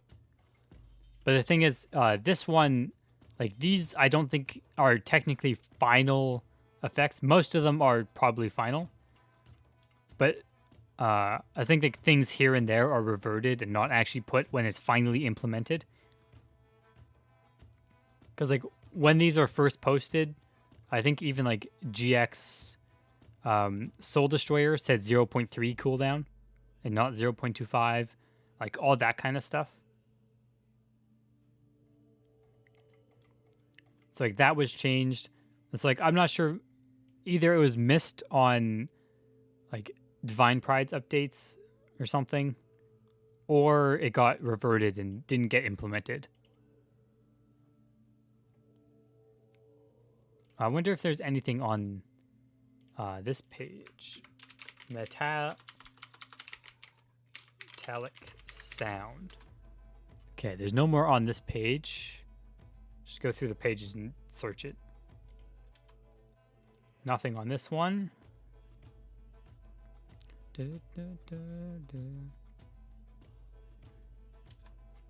Yeah, I think they... Well, obviously, I think they kind of copy-pasted it because it's already written there for them. I mean, there's no real reason to write it all out again. I think there's like a couple things that were slightly different, but because that all is like, most of that is the final information because some of it's changed afterwards. But after a certain point, it's no longer edited because it's old now. It's like half a year old. So we'll see when it finally gets implemented in. If it actually is changed, or maybe something in the background formula, which I don't think there is. I think it's a basic formula. Yeah, it's just this plus lesson times 60 times base level divided by 100. Which I think after the update comes, I'm going to go through this whole page and I'm going to re-edit it all so it matches with our in-game descriptions, because the rest of our in-game descriptions are getting fixed up as well with like a new little tagging system and such. So I'm going to go through and fix all of these, and all of the damage skills. I'm going to, as long as I tested it and it is accurate, I'm going to put all the damage formulas onto these skills. I'm also going to put MH changes as well.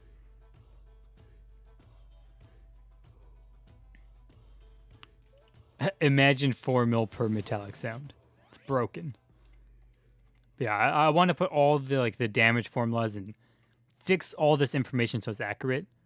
Same with like the homunculus, because the homunculus are just absolute mess.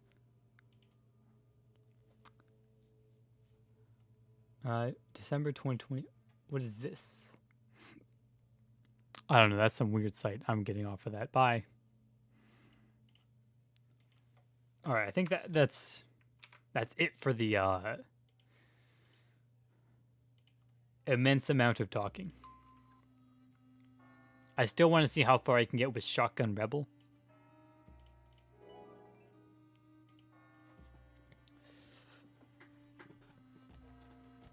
Oh, it's so cold. My feet are frozen, and they've been covered in blankets and stuff for like all day. Sometimes living in Canada sucks because it's cold.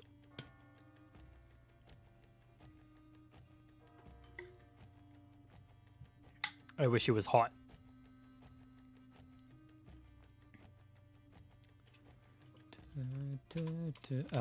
Where did leave off? Right, so I got all of the skills. How about third class's job improvement? What do you mean third class job improvement?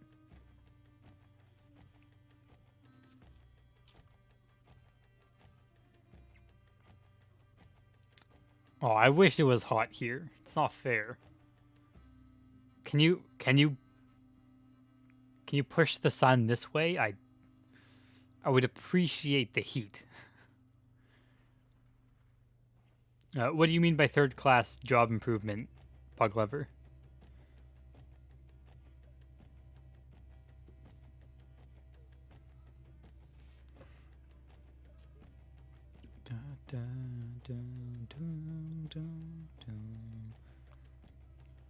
Alright, so I have Shattering Storm as my main DPS and Slugshot as well.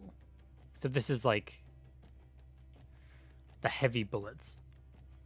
120 weight each. Third class rework, weren't they also included in the patch notes? Yeah, they're right. We did those first. Oh, right, you showed up late. Yeah, we did those first. If you wait a day or two, I suppose. I'm gonna edit this stream down into 2 separate videos. One of going over the base classes and one of the MH changes. So you can rewatch the VOD if you want. I'm also gonna make a video for them. Yeah, you were late. Unbelievable. Imagine being late to a stream that I forgot to announce. Or, no, I announced it, but I didn't announce when I went live.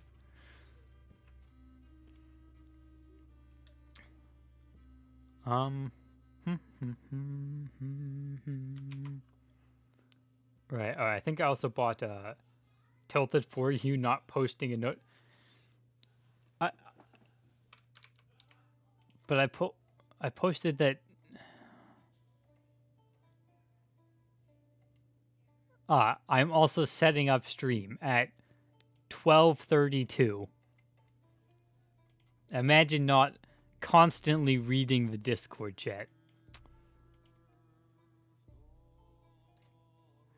All right, so I bought the Paradise Mantu and the boots, which should help me recover HP and take a little bit less damage. Other than that, I think we need to farm or finish going to Gramps. Yeah, I need level 110 to start doing the storyline quest. Fine. I'm sure it's fine.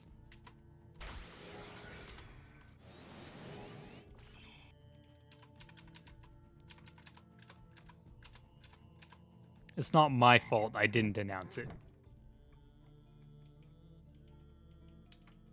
Actually, it is my fault I didn't announce it, but...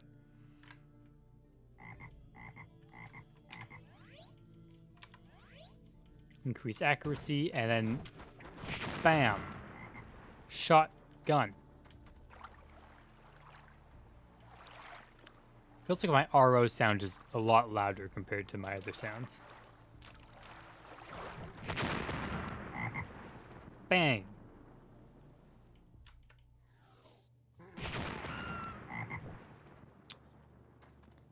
I love the shotguns. I say it every single time. I'll continue to say it. You just one-shot them. Easy. And you have horrible cast times, which I need Zenny to counteract. Because I'll have to buy temp boots of Dex.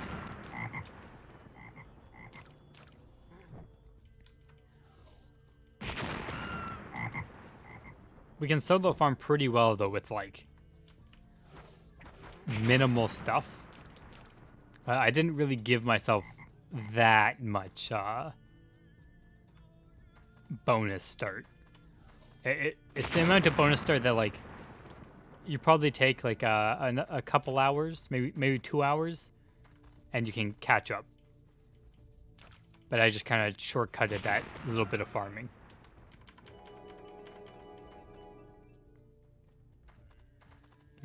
Oh wait, do I have the Enolian quest from before? Or did I turn that in? Maybe I can get it again.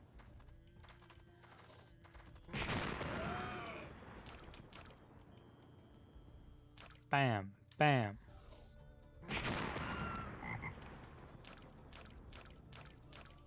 Alright, when I'm level 150, which is like what I need to, I guess, rush to, I can reduce the cooldown of my skill, which will increase my DPS by an absurd amount. What's the... No, not that hunt. Enolians. That's what I need. Level 109. Class time? Yeah, Enolians. Gimme, gimme.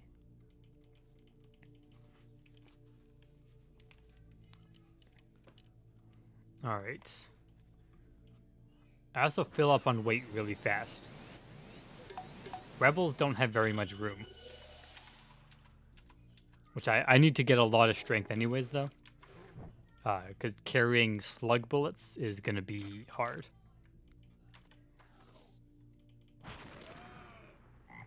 But I think slug bullets are like... When you use the slug shotgun, you use the slug bullet, and then... So you slug shot, use your big bullet, it deals like a ton of damage, and then you just spam Shattering Storm as much as you can. And you basically just use the slug shot as a damage increase for Shattering Storm.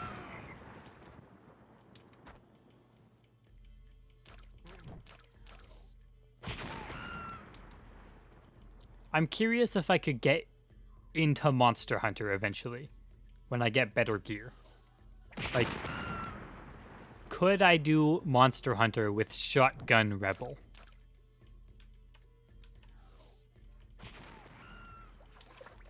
I think that's going to be my goal with this character build.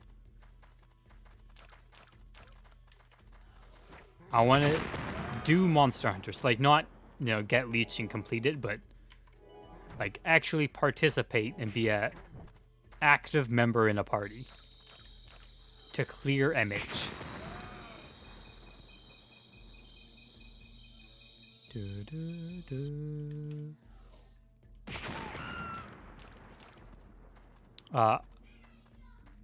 An idea I had is, so at the moment I'm streaming every 2 days. For now, and like maybe I'll stream like more than that in the future.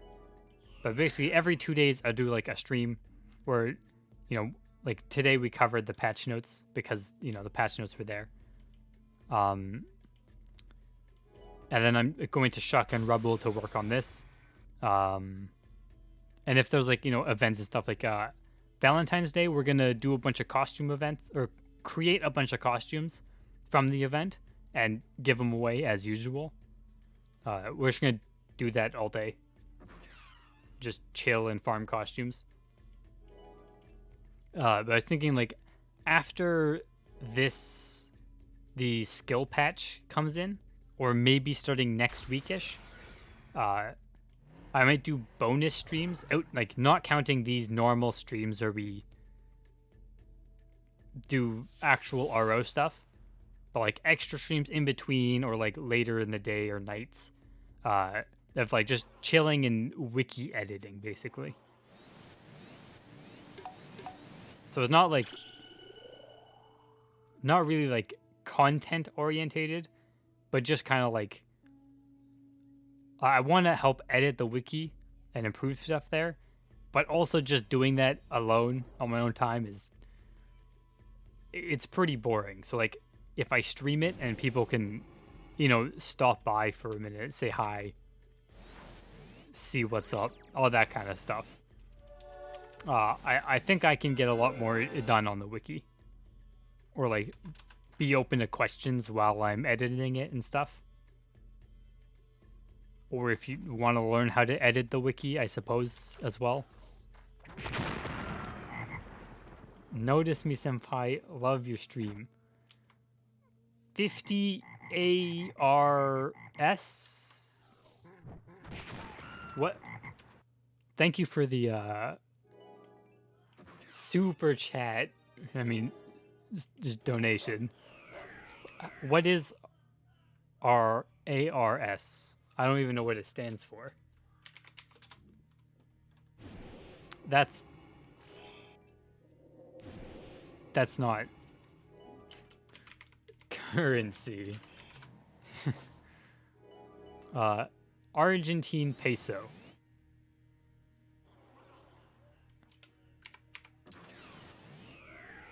$0.72. Used VPN for it. Wait. If you use a Wait, Indonesian doesn't allow you to do it? Oh, interesting. So you can use VPNs and change your currency? That's really weird. I didn't realize you could even do that. Like, I thought it was... Actually, I don't know what I thought. Huh. Well, it's an Argentinian peso.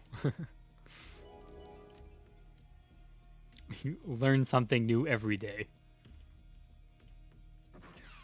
I saw all this junk. Oh, I should do Sarah's memory again.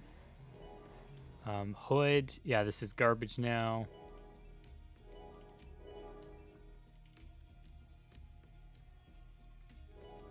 But the ads of you...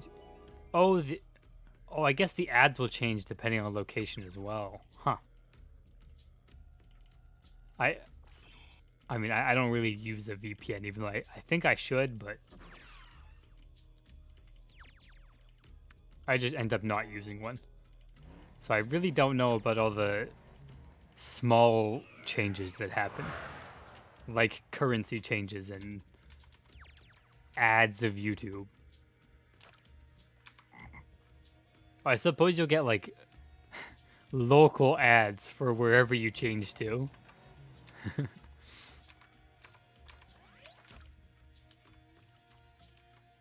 Which, I mean, are going to be very, very relevant. Extremely. Ah, get out of here trying to steal my mobs. Stupid Sura. Can't beat Shotgun Rebel.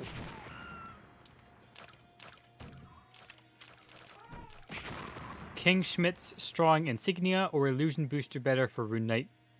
Insignia is the best in the slot for, like, probably everything. It just...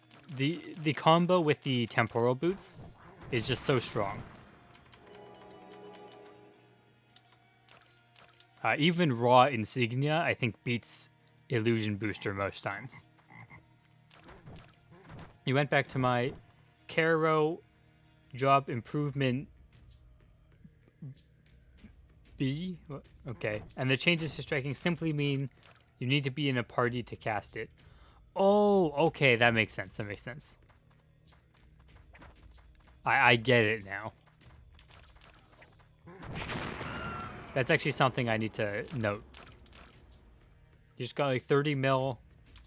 If you buy a strong insignia, even just clean is fine. You don't need power until you have Bear's Might. If you can't afford Bear's Might, don't buy... Or, like, you probably don't want to buy power yet, because it won't do anything. I mean, if you find a cheap one, go for it, but...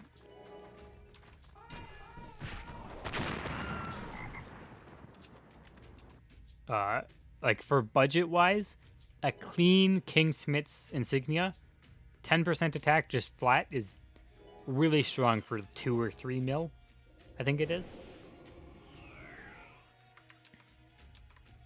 Man, filling up on weight again. Okay, I need to use these foods.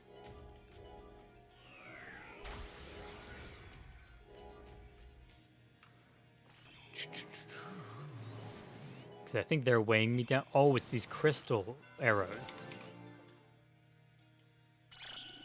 That's what's weighing me down. Those things are heavy. God damn. These are also really heavy, and I just have to deal with those. When do you think we would get the Bio 5 rework? I don't know. 3 years? 4 years?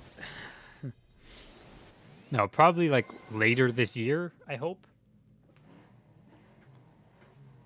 Maybe we'll get it in like May or something. Well, crit skills aren't shit. They're just temporarily nerfed because instead of getting 35% crit damage, they get 25%. It's kind of gross.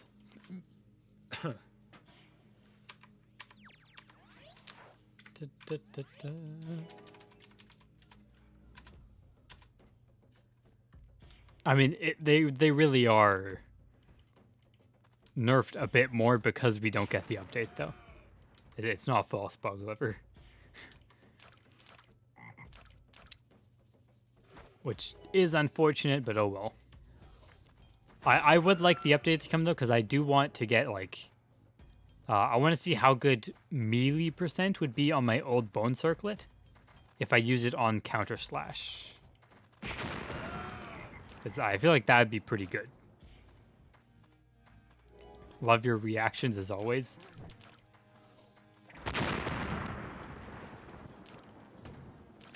Wait, what reactions?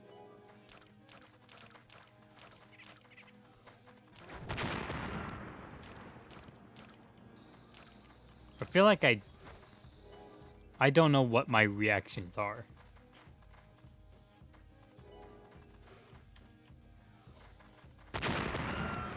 I think I do them automatically, like unconsciously.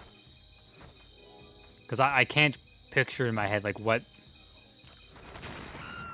I'm reacting with.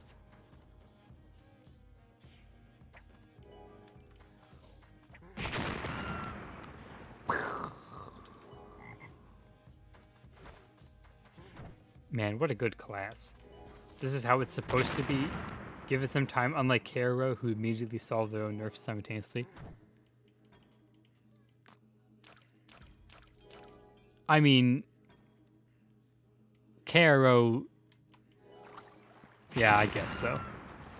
It's fine. I don't play a crit skill right now. It doesn't affect me. Haha.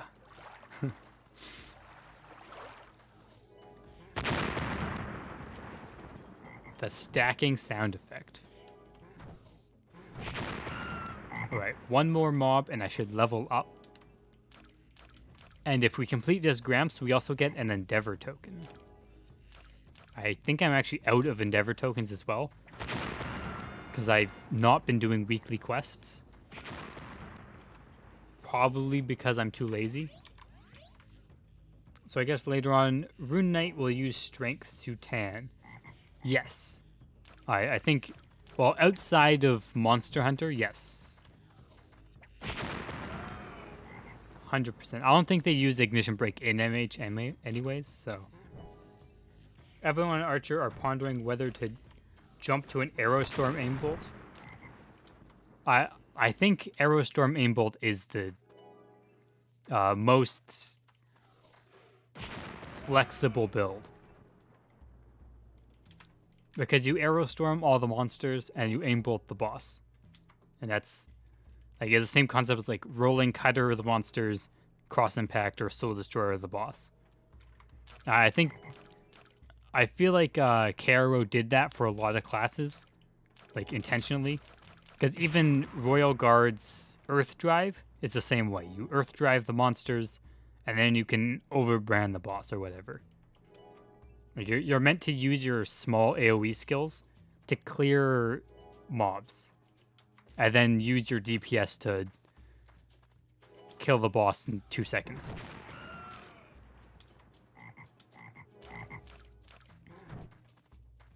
Because sharpshooting feels like it's going to just be kind of dead. I think it'll be hit real hard.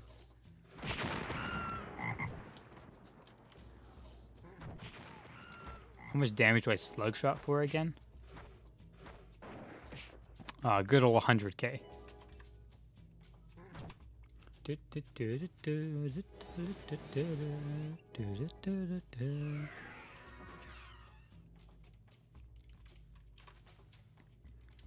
Where's the... Turn it in. Whoa, 3 paradise coins. Oh, I can buy another item.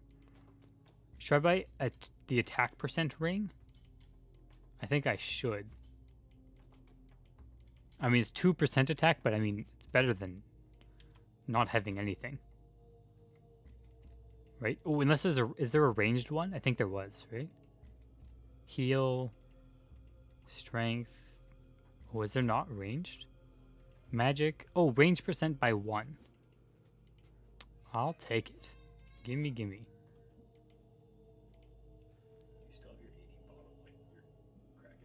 No.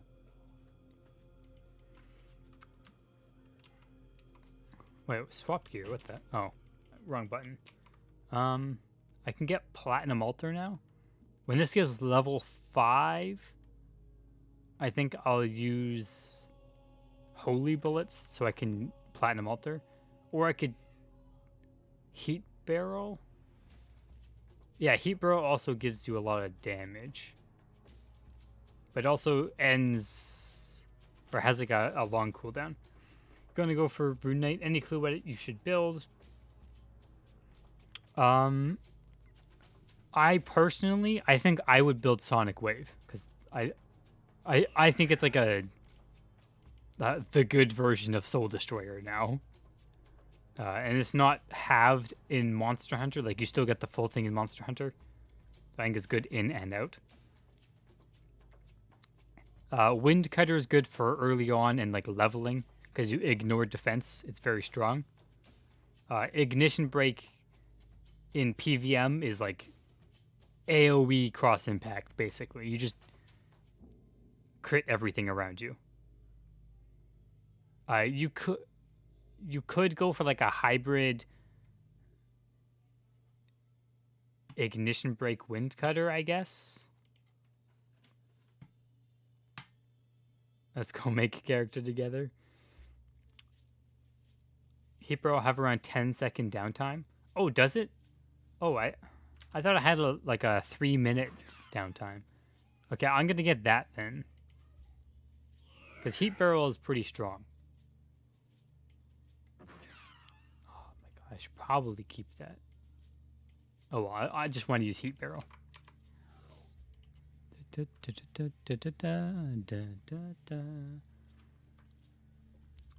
No hidden flower gun runs for today. Oh, I should do those.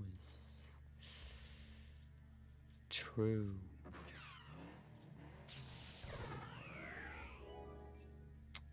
Should I go to Hidden Flower Garden? I think I should, because I didn't do them yesterday. I haven't been doing them off stream now. Too lazy. Working on other things instead. You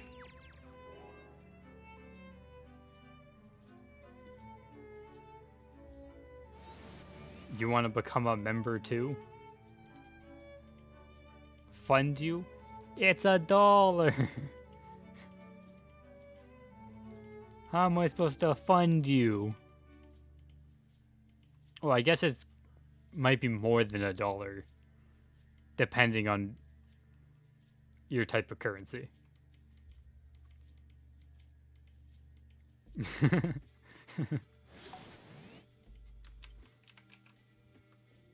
Oh, I leveled up as well. I still need to get 120 dex. So you can spend your money on costumes instead. What? This is a scam. This is the cheapest membership you've ever seen. I mean, I think there's a few parts to it why, like, I think I started at $3. And then the recommended lowest is 2, and I was like, I'll just make it 1.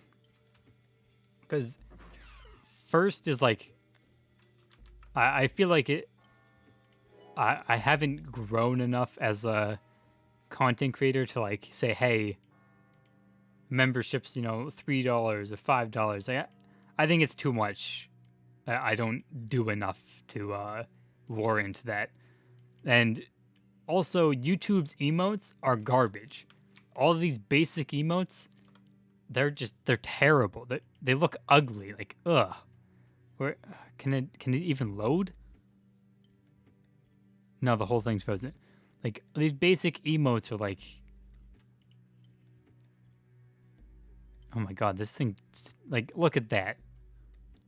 Terrible. And then you just have like the faces, and those are just kind of like, okay, whatever. So another part of it is, yeah, Twitch's emotes are a lot better. So part of it is like, it's $1 and you get, I mean, I guess 2 of them are kind of like good emotes. The 3 of them are kind of like good emotes, right? And that's supposed to be animated, but whatever. I want to work on getting actual emotes. That was something I was going to talk about as well this stream. I want to brainstorm emote ideas.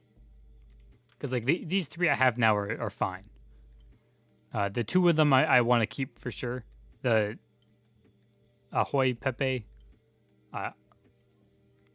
Honestly, I would replace that with a better one. And then like the more members you have, the more emote slots you get. Which YouTube gives it terrible top-end scaling.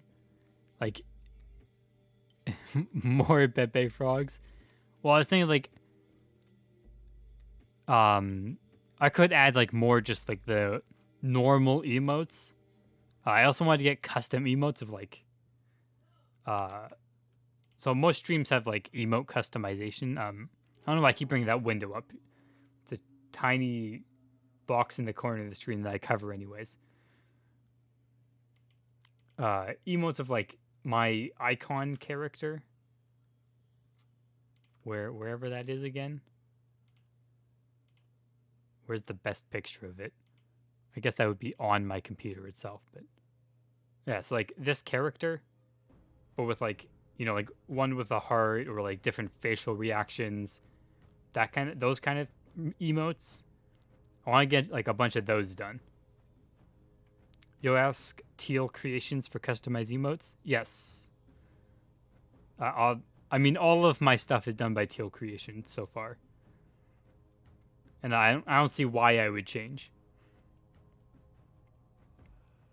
I like the emotes and artwork she does. Literally all of my artwork is done by Teal so far. But basically, the ideas I have so far are one that's like ahoy ahoy, or like kind of like, you know, just say hi. So I emote for that. And then like my character with a bunch of different, I guess, reactions and such based on other emotes. But for sure, I want to keep like the Keck W with the eye patch I put on it in paint.net. Same with the D colon face. So I think those ones are really good emotes as they are.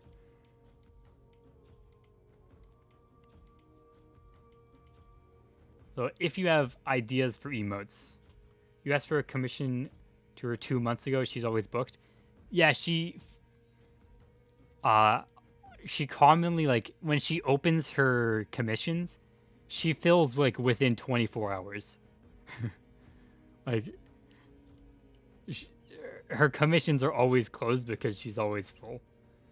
I can get stuff done from her because I have I support her on Patreon, so I have like the VIP perks, so I can get so many things done per month, skipping part of the lineup, I think. However that system fully works. That's why I get all my stuff done by her, because I have the VIP stuff to get in. Alright, I guess let's go do Hidden Garden. The next step with the Rebellion is to start doing the main storyline quest.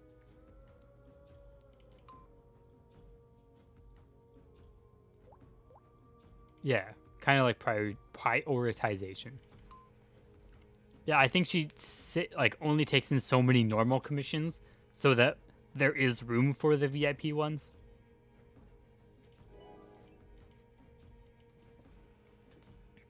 I believe that's how it worked. I don't know.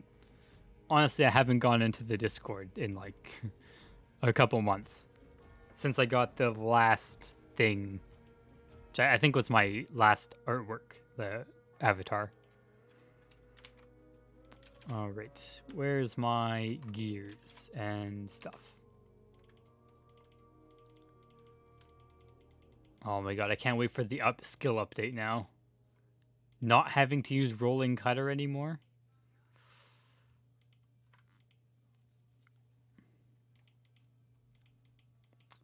I love the laughing. Sha sha sha sha sha sha.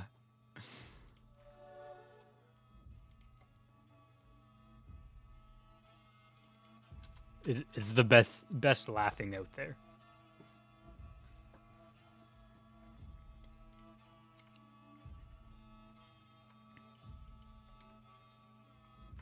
Da, da, da, da, da. All right, beep, beep. You are.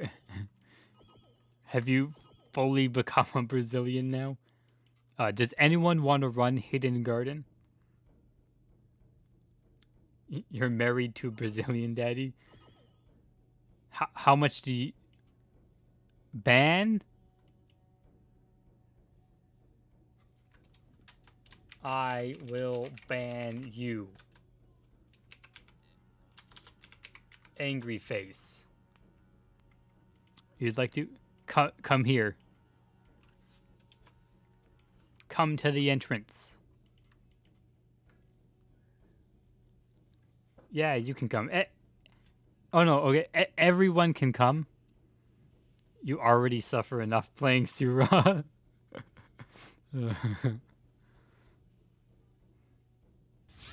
Yeah, Yeah, anyone can come. I can do all the damage. It's fine.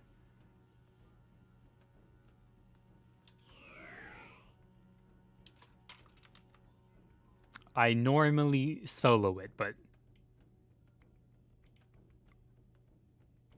I guess partying is fine. Regim is hanging over there. Regim?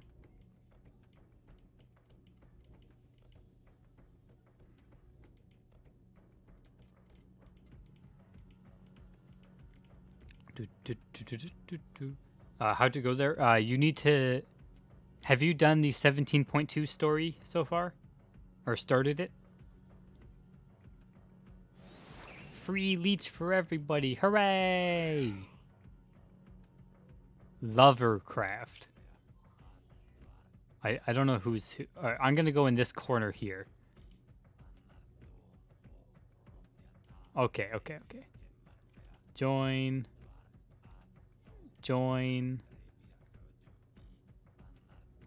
Oh, you're in a party. You have to have started the 17.2 quest to be able to come here. You have to do the first quest and then the story mode for the instance. And the story mode's like 15 minutes.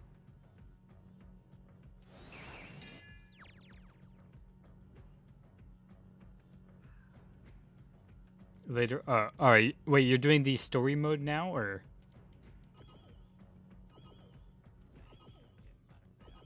Is this Archbishop wanting to join, or what? They're in a...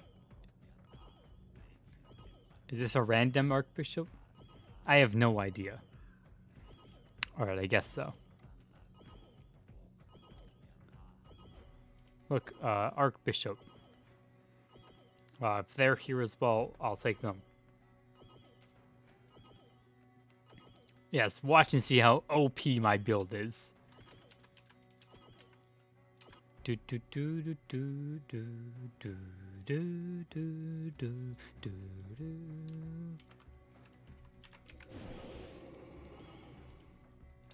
Imagine needing a full party. Psh.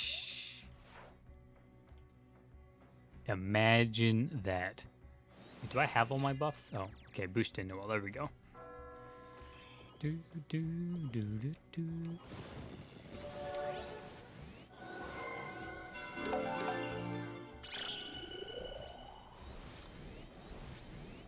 The worst part about Archbishop skills is the animation lag.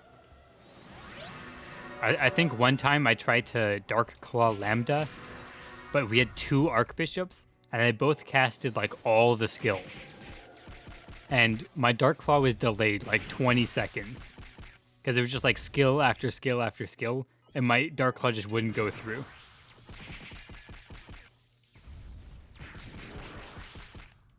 Alright. I'm not as useful here because I roll and cutter monsters.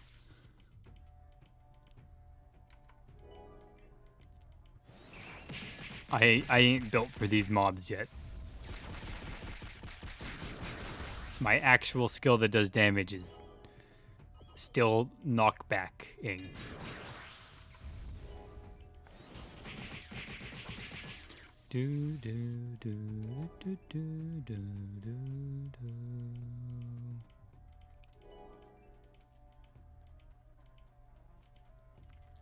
Even IQs at first was like meh when you saw your previous counter slash.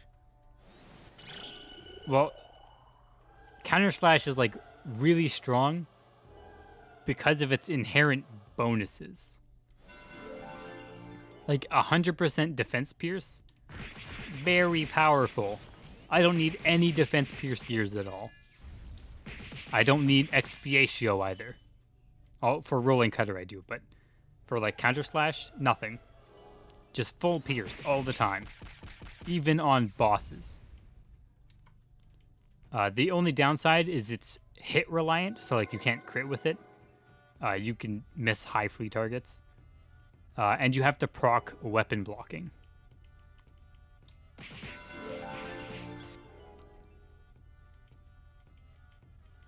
It is a meme build until someone proves those hose naysayers wrong.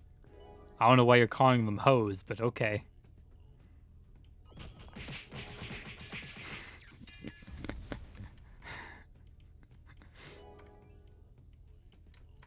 Uh-huh.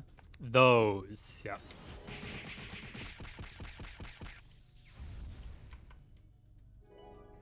Oh, Cardinal Bot got a greater special Alnodi card. Easy, Zenny. That's like 7 million.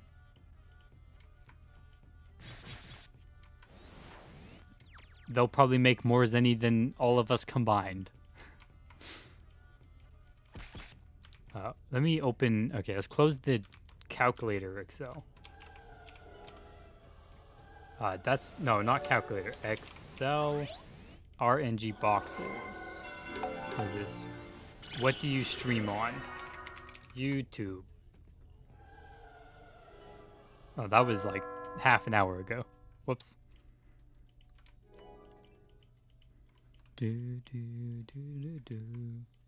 I mean, I do have the Twitch account, but I don't really stream on it.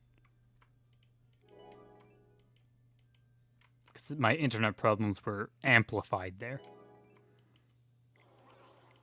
And also, I think it's better just to keep my content in one place.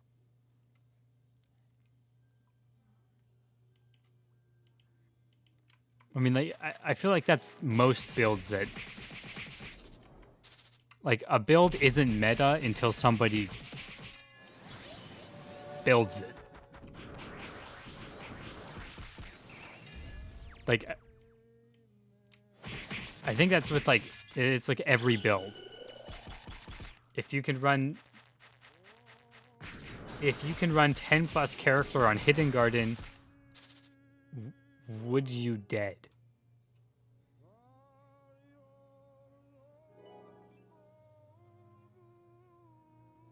Would you... Wait, what?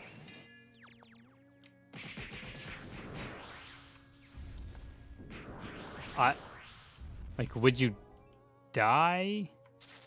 Oh, you mean 10 plus characters at once, right? Would you dead IRL? Oh. Well, you won't be physically dead, but inside, yes. Example, just look at Pug Lover. Wow, rare item iron piece. Or uncommon, I guess. I don't know.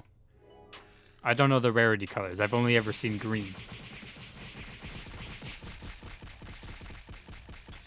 Pug Lover equals Pug Chemp.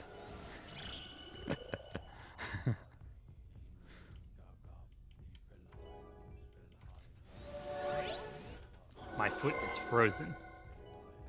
I feel a cold emanating off of it.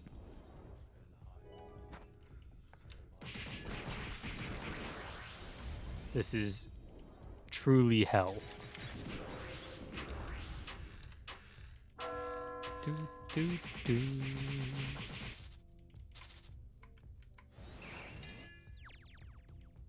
We have a... Alright, so... Rune Knight, you should kill all the... What are they called? Charge attack to the guardian parts and kill them if you can. Is that way you pull your legs up to your chair? Yeah, I'm trying to, like, compact my body and get it all under the blankets. Also, my, my desk doesn't, like... How do I explain this? It has, like, a... This is the top shelf, my computer's up here. There's a shelf halfway in between, so I can't actually put my legs down properly. So, like, I have to sit... like fully on my chair, and I can't really put my legs down. Otherwise, I'll be like back here, and I lose so much finger dexterity if I'm this far away.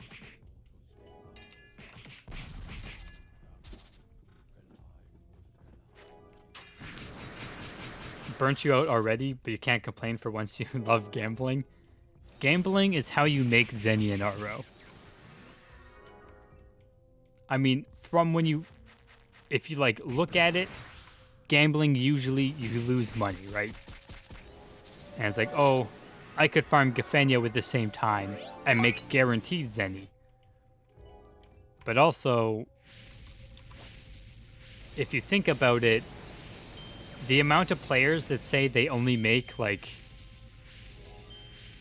15 million, do not safety wall me or I will ban you. Stop. Oh my god. Stop. Stop it. You monsters. You monsters. You ruined it. What have you done?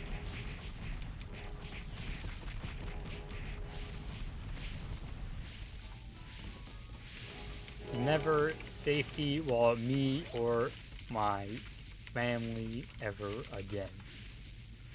Oh, I didn't used to be in party chat. Ridiculous.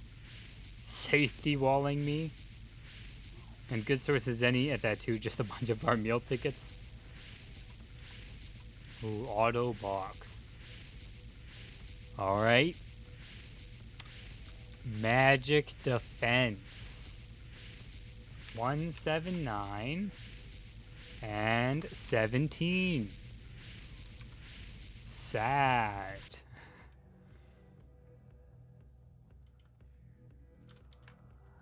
This is why I don't run when I'm off stream. It's always sad, but then sometimes it's not sad. But most of the time, it's sad. How much Varmeal tickets do I have? Oh, I spent most of them last stream, I think. I'm at 63 soapstone though. I'm getting close. How close? How many soapstone do you have, Pipe Glover?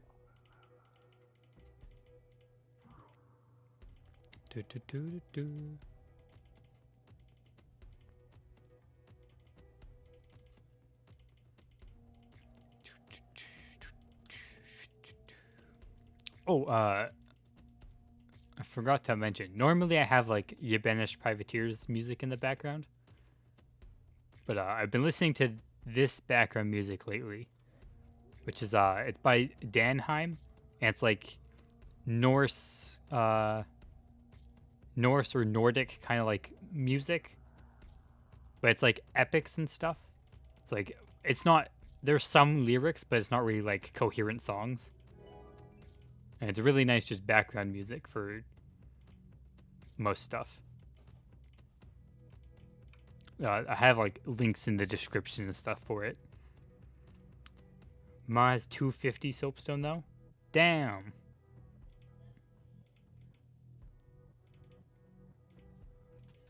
I don't think I run Hidden Garden enough to get to 300 anytime soon.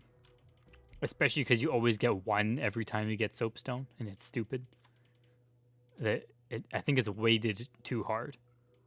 I think it should be a bit easier to, like, 3 should be, like, average. Because you only get them every, like, 4 or 5 runs. You would still need 400 to 500-ish runs or something like that. If anyone wants to run again, go to the entrance. Do, do, do, do, do.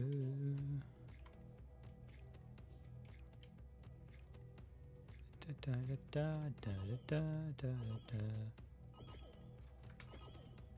What are the odds of getting wave break? 1.96%. Epic modules, all of them. Each one. If you want to calculate...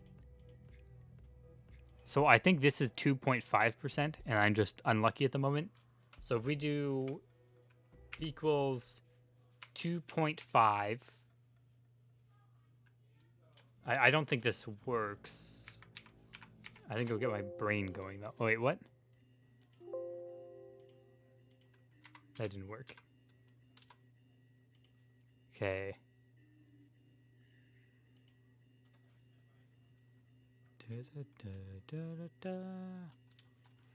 Oh, right. So, 0.49%. So each run, you have a 0.49% chance of getting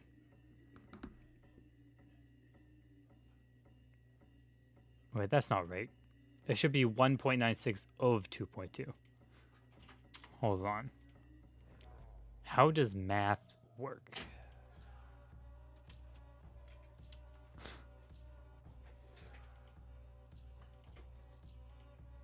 It's a lot. Yeah, it should be like 2% of 2, which is like... Oh, okay, 0.049%. Stop rounding it. There we go. So each run you do, you have about 2.5% higher chance to get a wave break module,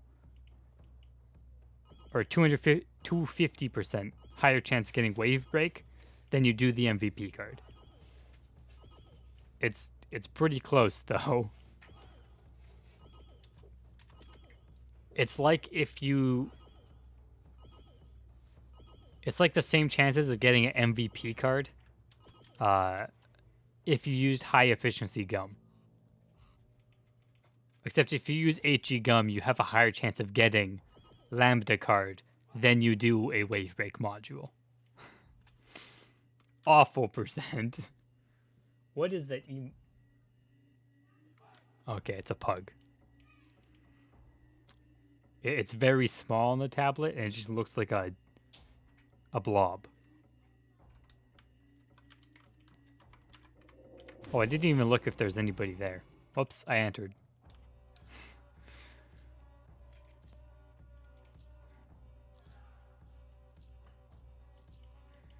Yeah, it's a pug.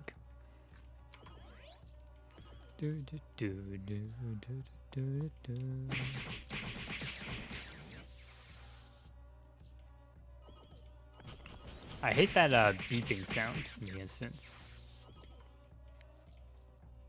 Still awful. And it's from the hidden NPC that's there. Because NPCs, when they disappear on a map, they aren't deleted. They just go invisible. Without breeze shooting modules. Oh wait, yeah, wait. Breeze shooting.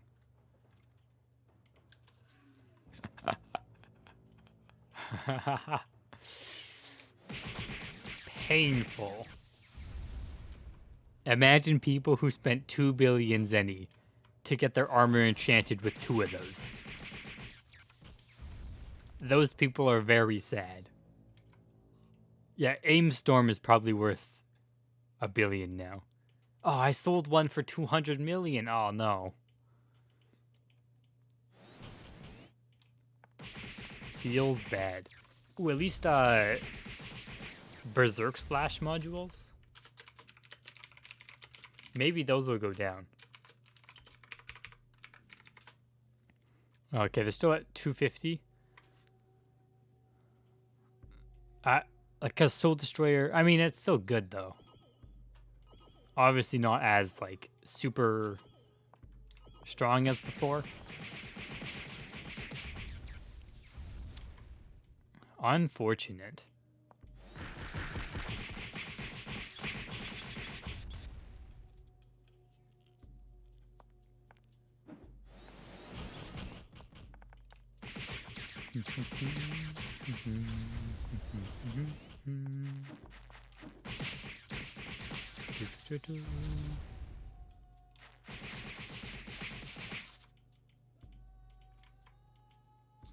Yeah, if it goes up, that's going to be very sad. But at the same time, I still made Zenny from the instance. So it's not that bad.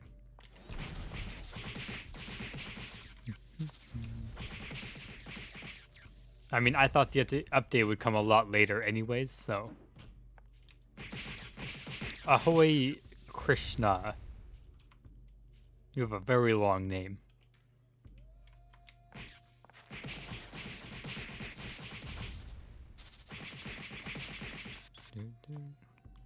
Welcome to the stream.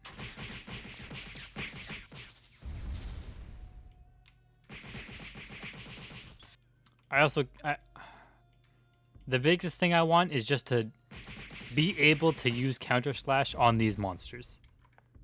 I don't want to have to do this rolling cutter just want to deal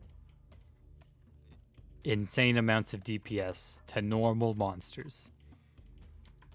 And then I can farm any and everywhere with my tank build. And luckily, I already bought a plus 15 metal detector. So if those go up, I'm fine. I already got mine. And I already have the shield for my build. I just need to get no size penalty. But I kind of need Endeavor tokens for that.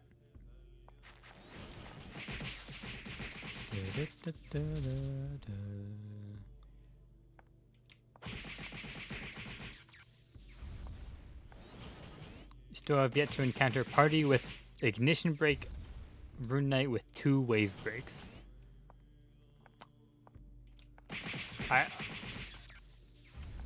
I don't think I've seen any either. Wait, unless I wonder if MNK or Smash It has 2 ignition break mods.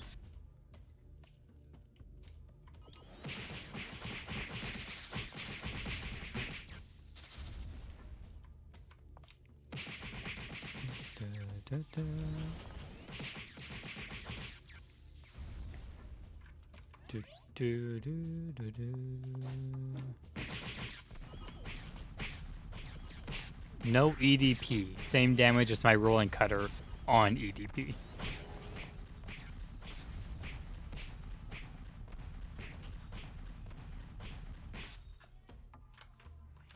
Let me easy 1 mil.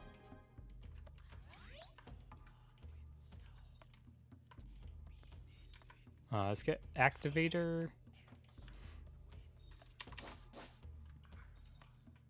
I'm just gonna use counter slash to kill these. Why not? Buy with the Catherine cards also suddenly risen in price. I mean, risen more, or ever since I made that genetic video, they've been higher than, like, their prices increased.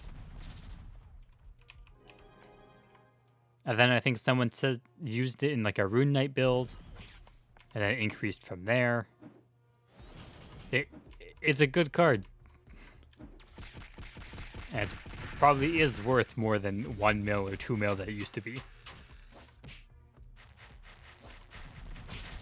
Oh yeah, I think it's used for the insta-cast Rune Knights, yeah. Oh, imagine this if I didn't have to knock them back.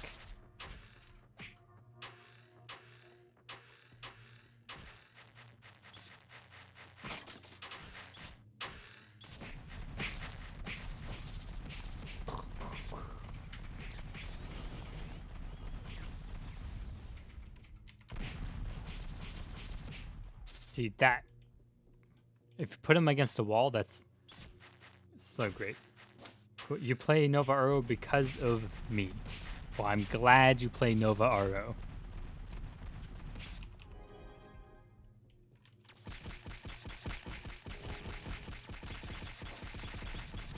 Are you like? Are you an experienced RO player, or like is this first server? Curious.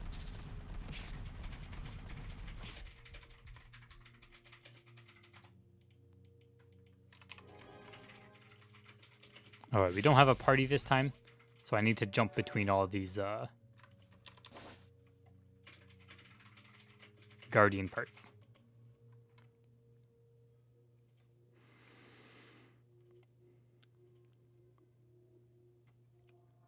There's newbie. This is your first 3rd job server. Oh, nice.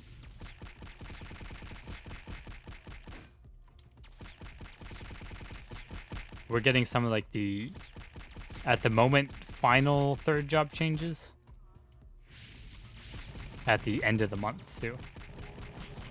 Oh god, please activate. Don't.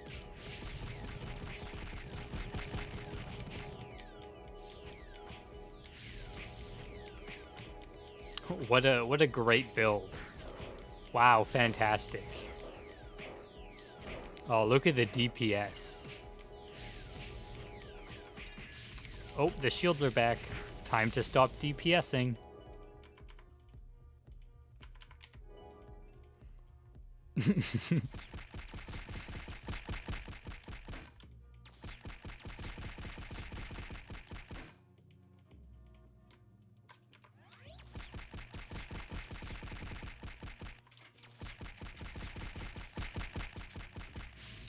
Alright, round 2 with no Dark Claw this time. Oh, okay.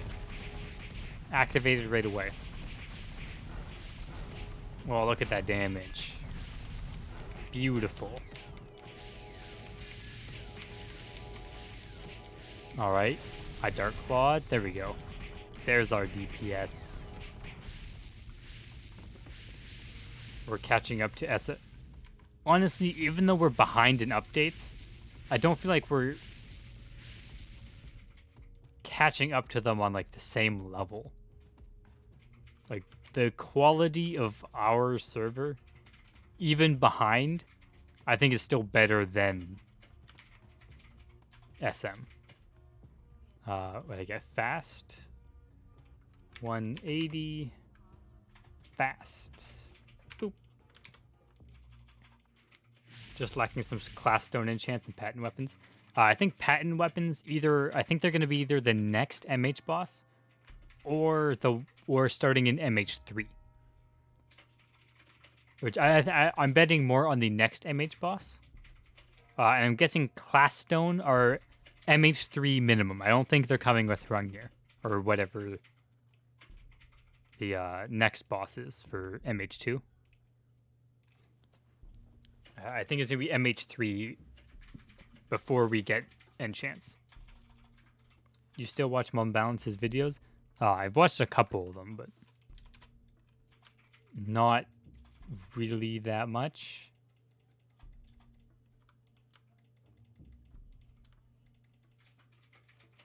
I don't really watch them for like the content he's making necessarily. More to like see what he's done in the past. Not like using him as an example to go by, but seeing how things worked content-wise. MH3 implements only one. No, I think it's 2 bosses. There should be one more for MH2. That's the next one, which is Hrungnir, I think. Yeah, Hrungnir is the last MH2. Will you still be making tutorial vid, like some newbie guides? 100%. I mainly focus on newbie content because most people help at the end game level. Like they reach end game and they teach other people the end game stuff, but early game, a lot of people don't really delve into it as much. They give like basic information that, kind of helps. Yeah, Hrungnir is MH2. It's the last. They're putting that as MH2 with like after these changes are applied, and then MH3 supposedly is where we should get like the DDA system. Damage something. Damage distribution attribution. I don't know. I forget what it's called. It's been too long.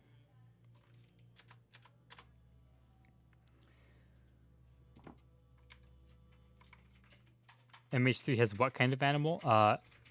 So I think it's... If you look on the MH page, it has all the names. I think one's Sybaris. I can't remember what the other one is. Oh, I think there's like Anko and Miko. Monster Hunter 2 NovaRO. I have to sneeze, but I also don't want to sneeze. Alright, so Alright, so original Monster Hunter had the 5 whatevers. MH 1 star has Garanth Naya. MH 2 star is Garonath, Nizori, and I think Hrungnir. And then MH 3, I suppose 3 will be Sybaris, Vacaris, and Anko and Mako. What helps me, bro, is your 0 to hero vid. I kind of started doing that on some other characters at one point, but I stopped doing it. I think I will do something similar after this next update, because there shouldn't be much more skill changes after this, the one coming late this month. So I'll start doing more of those, I think.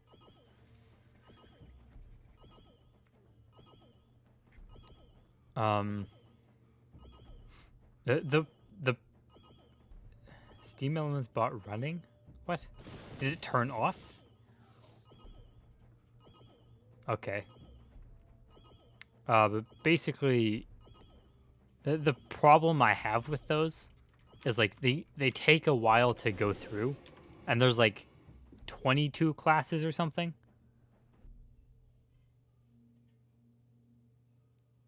Yeah, bug over. That's what I think will happen with them.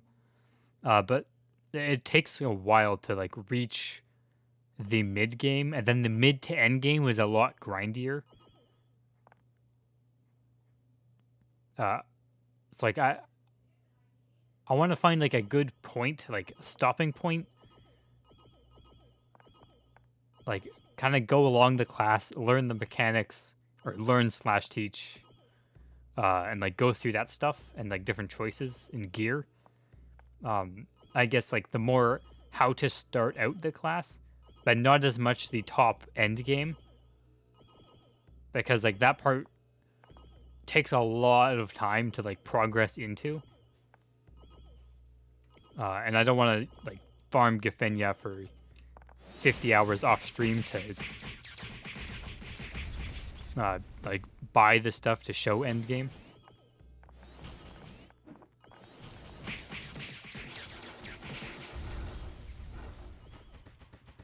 But I definitely want to do like an early to mid game for like each class. And maybe not build, because I think early game you want to use specific builds from classes that are the best. Like early game GX, before you have GX skills and your Assassin Cross, using Meteor Assault is really good.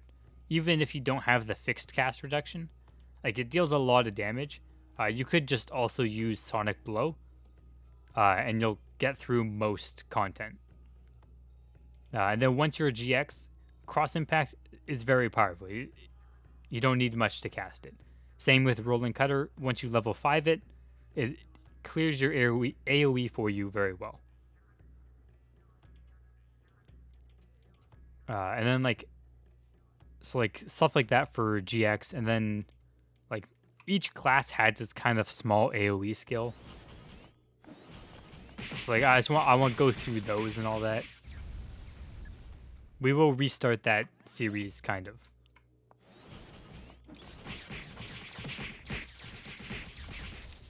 Because the original one we did like off builds that maybe weren't the most efficient to start. Like doing auto spell for Shadow Chaser. Instead, I think going physical for Shadow Chaser early on is just way better. It's more efficient. And then like late game is where you build whatever build in the class that you want to play. But I think early game has specific builds that you should play for the most efficient leveling. And then mid game you have a couple options, and then end game it's open to what you want to do completely.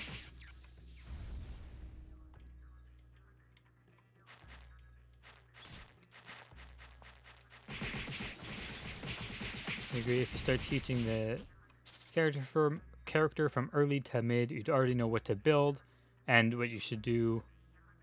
Yeah. So I guess after the skill update, then we'll start doing those. And I don't know how many, like maybe they'll last a couple streams each or so, just to get to like the mid game set and go through all like the skills and different stuff. Until then, we'll just continue like hidden garden runs, shotgun rebel, etc. stuff.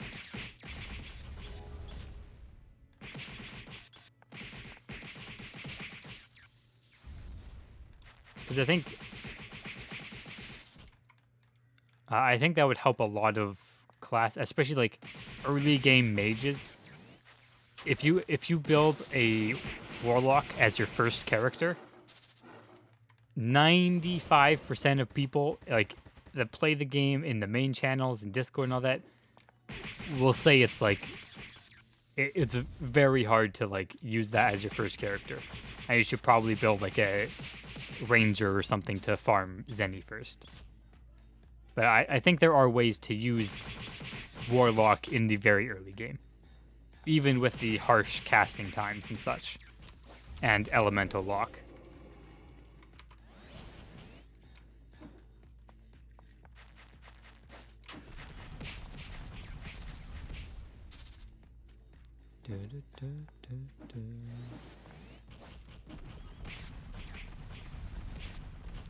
So that should be on like, the update should come on the 25th, is what I think it'll come on, the 2 Thursdays from now.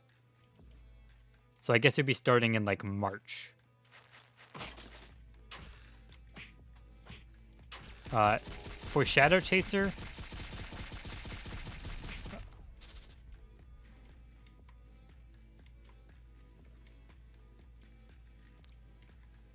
well, I think like efficiency-wise, yes, Puglever, going for like building a ranger to start farming Gafenia, build the genetics so you can farm it very efficiently, and then you farm Gafenia for your stuff. It's the reason why it's like the best way, because it is the most efficient. But it's also the least fun and the least of actually playing the game. Because it's literally farming simulator. More so than the game technically already is. But for Shadow Chaser, I think Triangle Shot or what's the other one? Fatal Menace. I think those are better early on for leveling. I think Fatal Menace being the stronger one. Because I think Triangle Shot, you need a lot of agility to scale it. Until after the update. After the update, I think they're basically equal.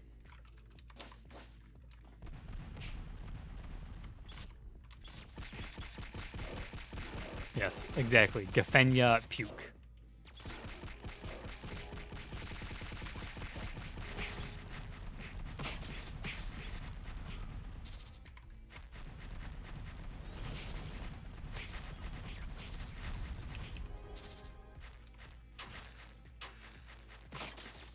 I think another way to compare Gafenia is like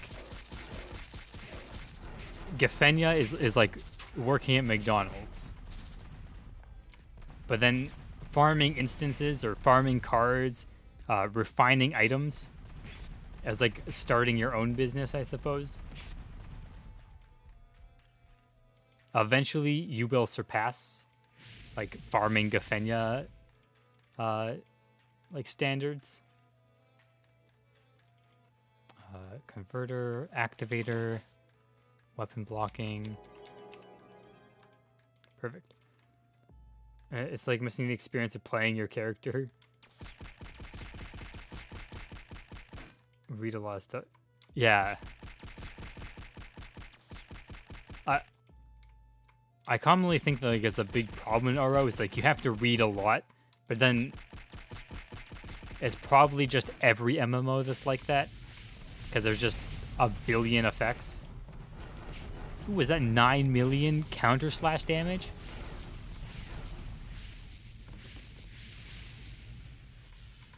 That's pretty good. My damage is really getting up there. Pretty sure I can hit 11-ish, 11 or 12 mil once I get the rest of my gear. Probably like 12 mil, maybe even more. I'm missing quite a bit actually.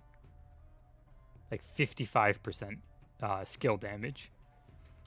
Defense module. Woo! Yay! Another one. 9mm counter slash, and here you are struggling to hit 15k. I mean, to be fair, like, I have a lot of expensive gears on, which is why I do that much damage.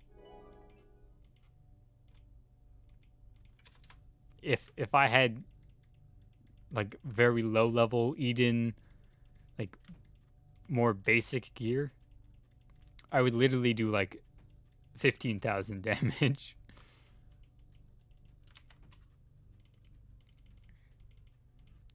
What a balance skill. 7 per second, ignore full defense, has a 25% or a 20% chance to block physical attacks. Easy. Or melee physical, not just physical.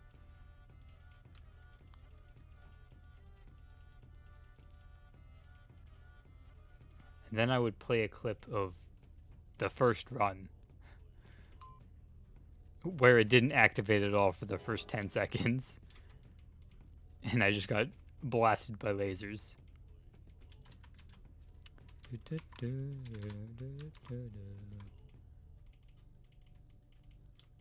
I wonder how much. I want to get a melee module soon.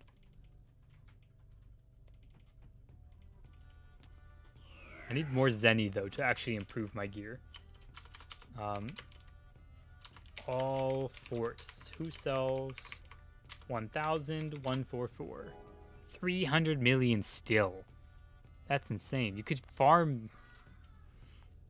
Do you just go live on YouTube or you have other platform? I just stream on YouTube. I have streamed on Twitch, but I think it's just better to stream on YouTube.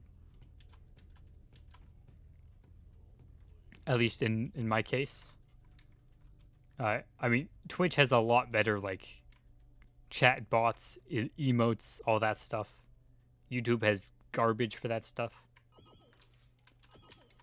But also because, like, if people subscribe for the RO content and then I go live, I forgot to post that I was streaming, and I still got the usual amount of viewers that I get, right? So, like, I don't even need to post it in the NovaRO streams to actually, like, for people to realize I'm streaming. Opposed if I was streaming on Twitch, most people wouldn't know that I'm even streaming. You know, win a costume this time for sure. Well, that's on Valentine's Day. Not today. No costumes today. I have no costumes to give away. I'm just a poor level 200 60 million DPS GX.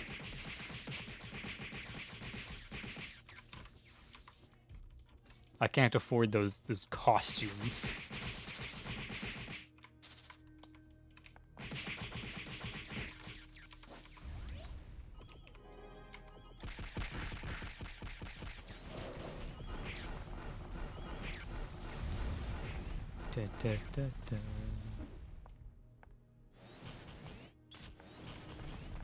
I don't even know what all the costumes are for the Valentine's Day event. Or how hard they are to farm. I know we cannot do the Seraphim's flight, I think it is. The wings. Because I do not have a glowing halo, and it costs like 600 mil. Which is, I don't even have enough to buy that. Considering I can't buy my modules.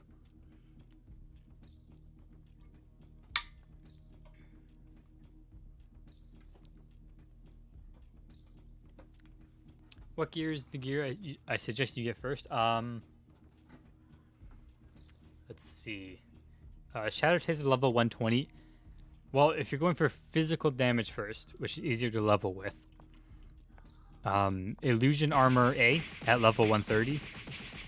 Maybe a Thanatos Dagger.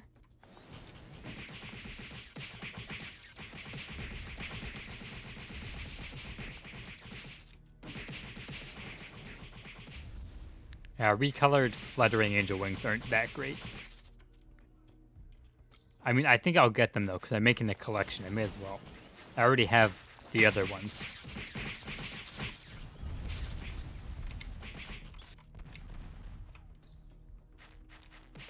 Oh, you already have the dagger. Perfect. For the headgear, you could use a Rideward hat for survivability. Some extra leech to stack with your dagger. Illusion Armor A. I think you need after cast delay reduction. So you could also get the Illusion Engine Wing B, which will give you 10% cast delay reduction.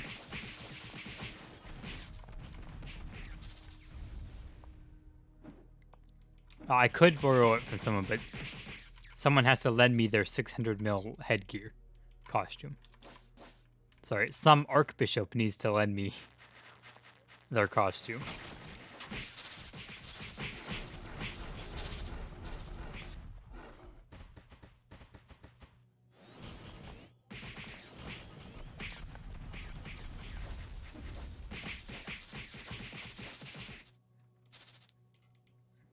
Follow the bit for the head. All right, you have the headgear as well then. So,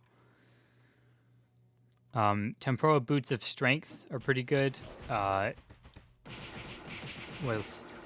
mean, I think most of it's just illusion gear at level 130. Like, just get the full set of that, except the boots. For the boots, go for temporal boots of strength. But the rest of it, get like illusion booster L, illusion booster R, illusion armor A, illusion wing B. Those armors are just really strong.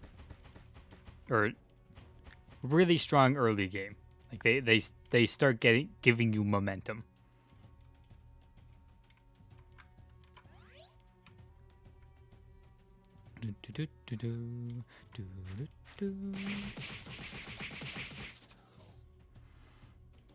Wait, did it hide and then unhide as soon as I left?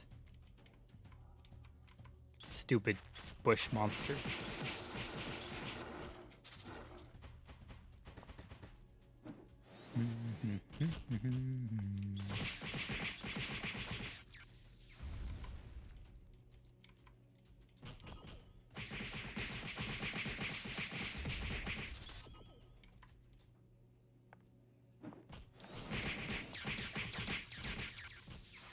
Check the market real quick. Ask if any of your connections have one.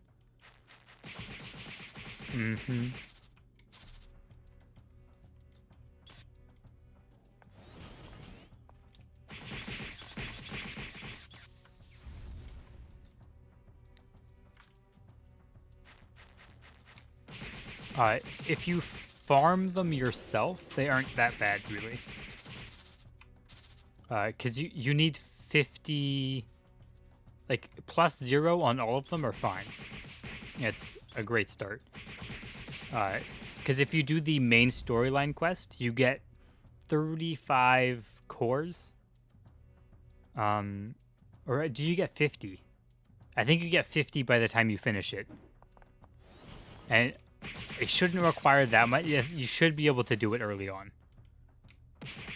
Because the quests aren't that bad. You should get 50, which 50 equals 1 equipment. You can trade it in for 1 equipment. So if you finish the storyline quest up to the point where you can buy it from the shop, that gets you the armor. There's also daily quests that give you 5 each. I think there's 4 of them or 5 of them. 2 of them are really easy. You can do every day. Very simple. Anyone could do it. So that's like 10 cores easy.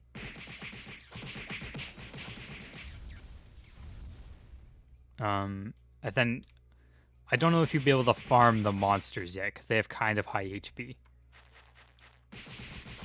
I don't have a vid for it yet.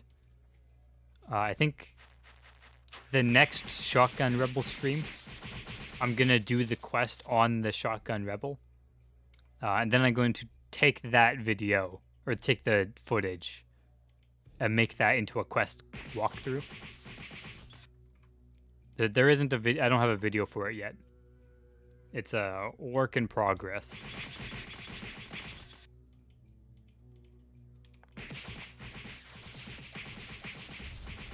I can get you the wiki page, though. It's about as much as I can do. Illusion NovaRO. Is this...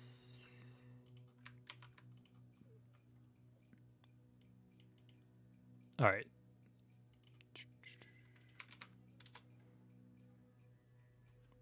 Post...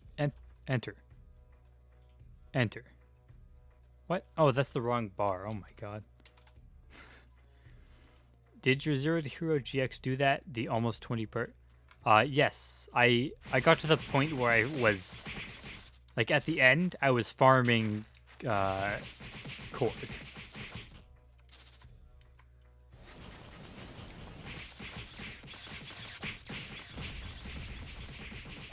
Yeah, but by the end of it, I was farming cores, and I think it got to, like, +7 and such.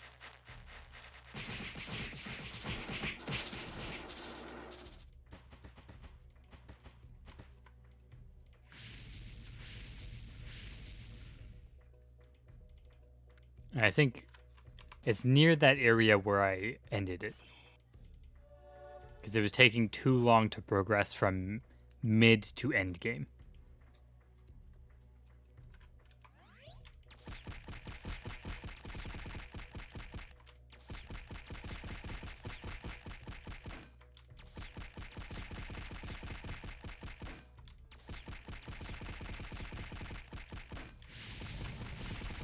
Claw, weapon blocking, counter, slash.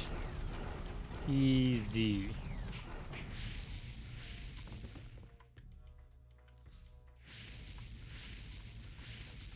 Auto box, magic, 182, magic again. Epic box when? 5 out of 230. I should, like, within the next 20, I should get another box. Alright, you'll just watch it. Much better to watch so I not miss any details or steps of the quest. Yeah, that's fair.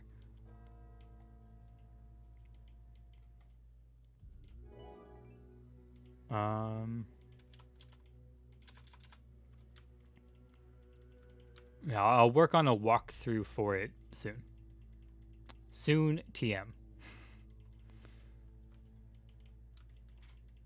Because I'm also going to make one for 17.2 as well, which is the next part of the story. And then after, like, I do 17.1 walkthrough, which is for the illusion stuff, I'll also make, like, a overview of, like, the gear and such.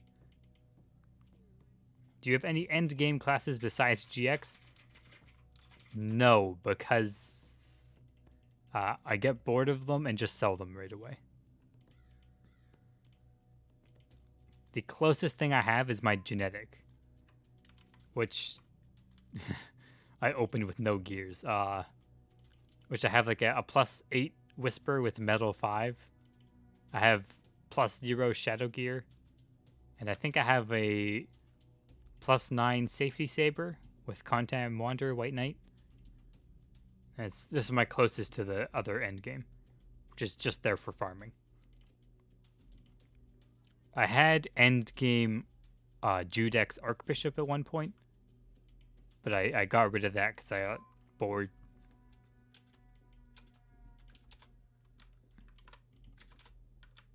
I honestly don't play in-game enough to, like, build everything in-game.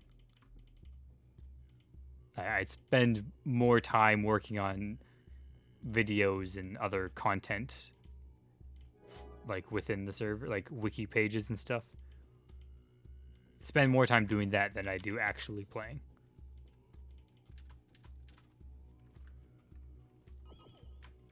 You ever tried Warlock? Yes, I did.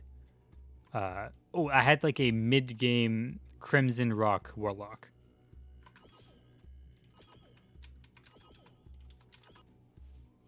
I think I built most classes to like mid-game and then quit because I didn't want to push for end game. Because I think that's the part where I start to get bored with classes. Because you start losing progression speed. Will you help other people run instance in the future? Yes, I mean, if anyone wants to join the next run, I suppose, you're free to join. Anyone's welcome, because I mean, I can solo it, so.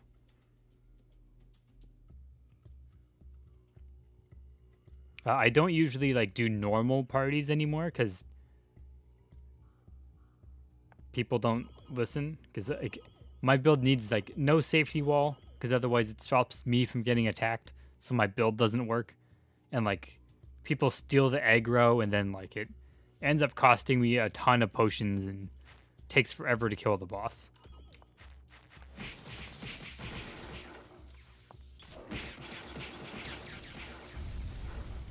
But I'll definitely let people join on stream.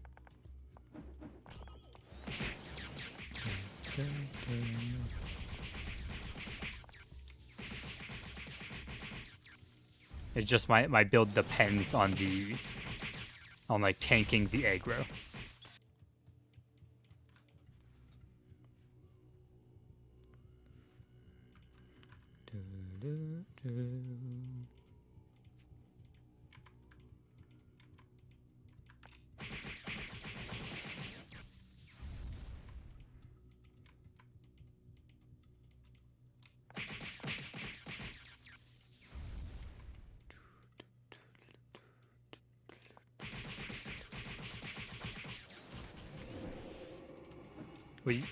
Will you be doing that instance, or will you do other instances as well?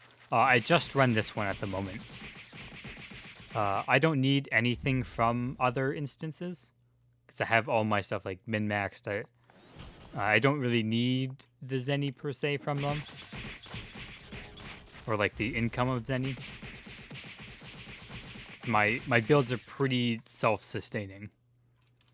Like, I have enough materials to last me a while.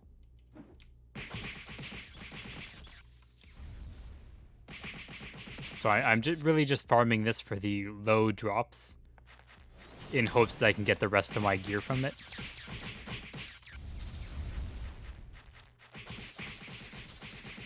You really enjoy GX because you can solo pretty much anything, but when you have to invest a lot of money for minimal gains, yeah, the min-maxing stage. The min-maxing stage is like, you don't need to do it, but if it's like your main class and you want to, you know, min-max it and like finish everything as fast as possible, cutting those 0.05 seconds off of a boss for spending 200 million Zenny, it's probably fine to do that. But like, for instance, I'm not going to plus 12 this, even though I would get 10 attack from it. I probably won't plus 12 it unless I get a lot of Zenny from somewhere. That's something I don't really want to min-max. Same with like plus 15 weapon. It's strong enough. I don't need anything stronger. But like, I do want to plus 12 my boots because it gives a decent amount of skill damage. But like, this plus 10 attack, I think is a very min-max thing. Whereas 5% skill damage from boots, or the 5% all size from plus 12ing this, I think those are not necessarily min-max, but they're close to it. I define like min-maxing in your build as like things that don't heavily impact it, but are a slight bonus.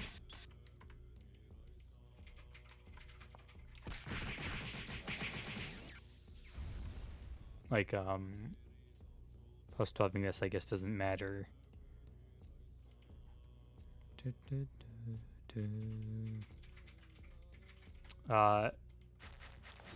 don't think there's any other good examples here. Oh, alright, so like, min-maxing enchants is the same. Like, if this was strength 4, I would be fine just keeping it. Like, I don't need that one strength. It's not going to make my build better. Like, it is an increase, but it's not important in any way.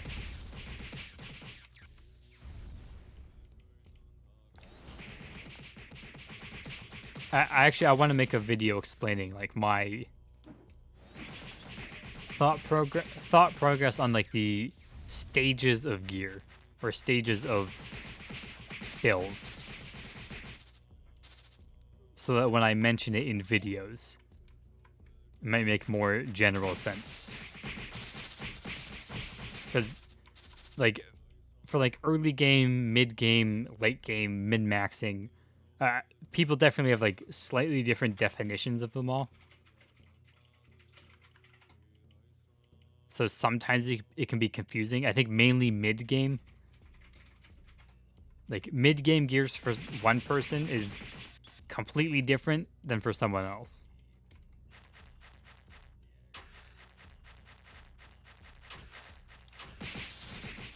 Like in my case, I define like mid game as like you have your like you can spam your skill fully. You've decreased your cast delay the most you can. You've decreased your cooldown the most you can. Like your weapon is +9 or maybe +15. Probably like +9. Your armor is all like +9. You have probably should have full enchantments or very close to. And then late game is like pushing it so like you have everything. Your weapon's +15. And then min-maxing is where all like the small +12ing your gear for the extra 20 attack comes in.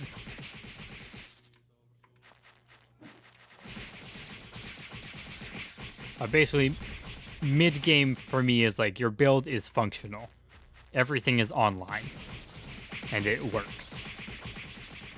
Early game, you have like the minimal to make your build function at like its lowest level.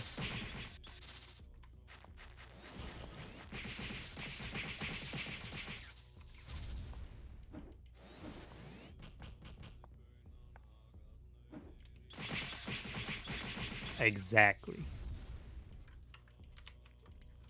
Good to know someone agrees with these thought processes.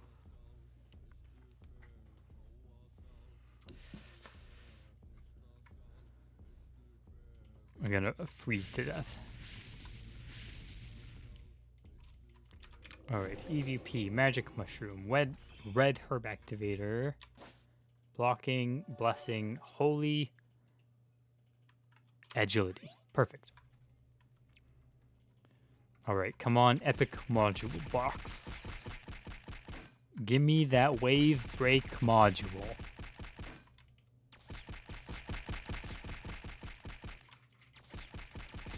Bam, bam, bam. Dark Claw.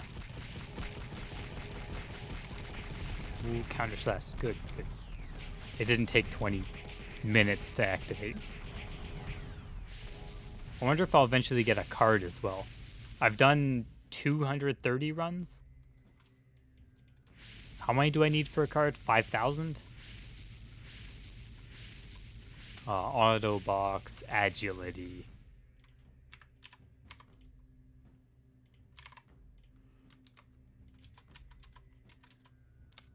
Damn. Do, do, do, do, do, do.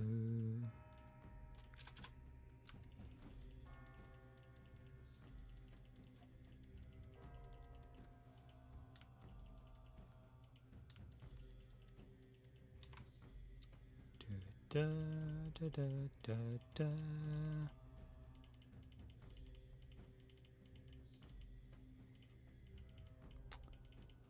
And equip the gears one by one. The only consumable that I have to constantly recover really is like Blessing Scroll and the golden syrups. Because sometimes runs mess up and it costs like 500 syrup. Most of that This used to be at 30,000, but a lot of it went down because of the parties. Because it was like average of 200-ish per run. Can you make a Zero to Hero vid again about genetic? After the skill rework, yes. After the skill rework, I'll just do it with all the classes, I think.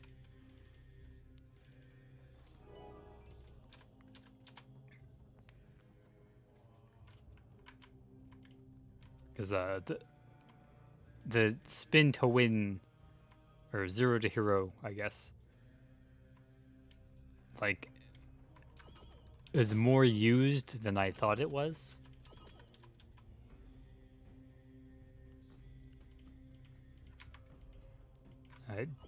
Do you do your own consumables or buy them? I make all my own consumables. All of it. I spend like a week hardcore farming them, make 10,000 plus consumables, and then I don't have to touch them for like 4 months. Or I mean, the poison bottles, when did I make the poison bottles? Oh, my YouTube's open right there. Videos.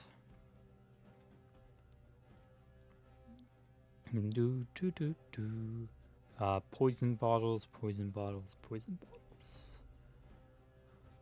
bottles. Right, crafting 10,000 poison bottles. This was 6 months ago. I still have like 6,000 poison bottles left. This, like, week of farming is probably going to last an entire year. I wanted to do 30,000, but I got bored and just made 10,000. And this video, like, it's only 11 minutes long. But it took, I think it was 48 minutes or so. Around 48 minutes to actually make all 10,000 bottles.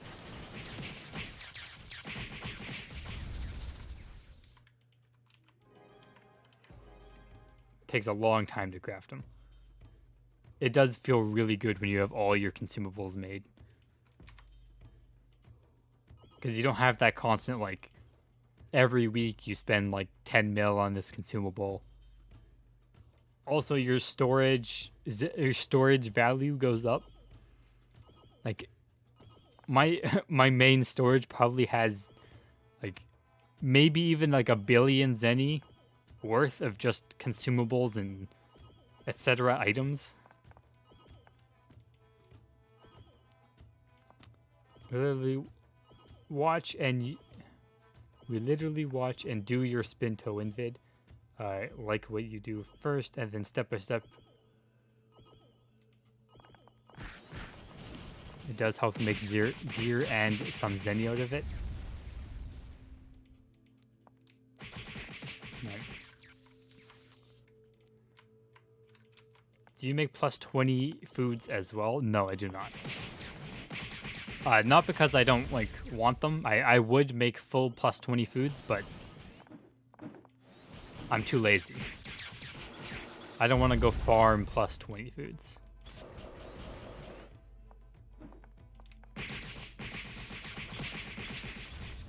I think with... I was thinking maybe with, like, redoing the spin to win or zero to hero, whatever you, title we give those. Redoing those and, like, editing the videos down. So, like, instead of being a stream, but then also editing it down to its own video. But I feel like that wouldn't quite work. Because people follow along, like, throughout this stream, like, going through, like, walkthrough kind of thing. And if it's edited down through a video, it would obviously cut out a lot of parts that would probably be helpful. For genetic, what gear should he get first? Well, okay, so Thanatos weapon. Thanatos hammer. is really good to start. Thanatos weapons at level 120 for almost every class are really good starting out. You should also get, I think, a lot of the same gear, like illusion armor. Yeah, like all the illusion armors, King Schmidt's insignia. Riderwood hat is a little bit less effective on genetic because it's not spammed as much. So you could use... I think Riderwood hat, though, is like just the best option, even with not as much spam.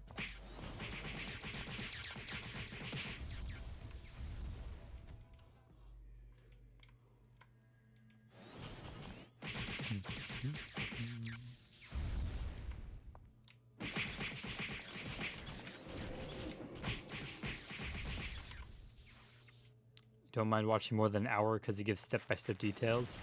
Yeah. So I think those videos are, or those streams, are definitely ones that shouldn't be cut into smaller ones, or smaller videos. Loses too much value.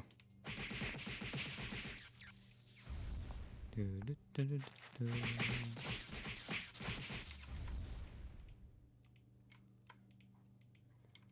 rather watch the whole thing than an edited version, because you also watch it and grind something. That is also true.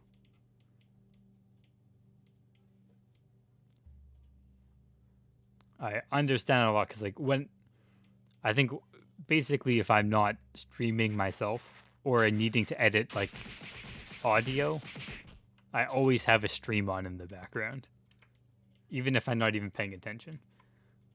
Could you shed some light on a brewing genetic build? I don't really know the brewing genetic builds. I just put 130 dex, 130 luck, I think 130 int, and then the rest on strength or something like that. And then I think my gear just has a lot of int and dex on it already. You can use Clergy Mantu and Clergy Boots at level 170. Those give a lot of stats, like raw stats, up to 24. Those can help a lot for brewing.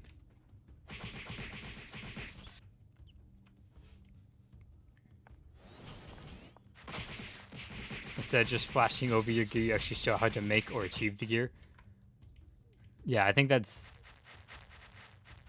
definitely a good point.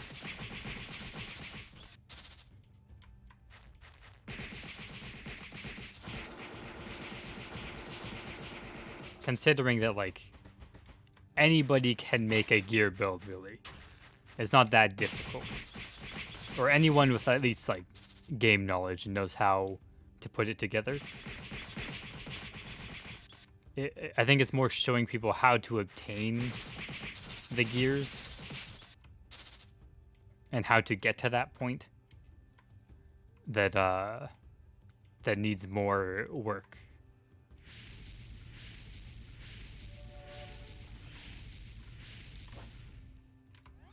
Holy Scroll. Jin power booster is over in 2.5 minutes, so hopefully weapon blocking procs right away, so I don't have to use another potion until later. Bam, bam, bam.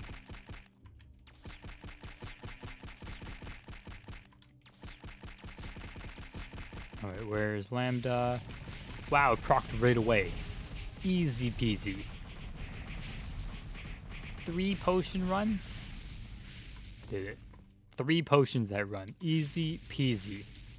And we get rewarded with garbage. Classic.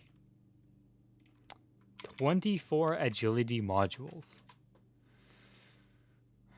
So bad. It's like the worst module. Or yeah, actually, I think it is. I'd probably rather have defense.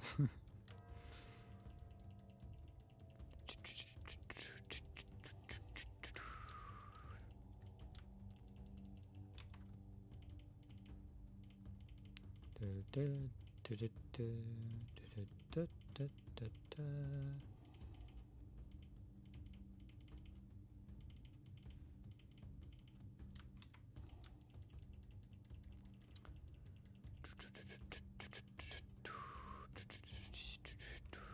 right, last GX. The best part for you, as your current state, is that get yourself a Rideward hat, and it does not, and it does feel good because you get it from a quest, and it didn't just buy it on the market. Yes, you feel more. I think you feel more value from the item if you create it yourself, opposed to buying it off the market.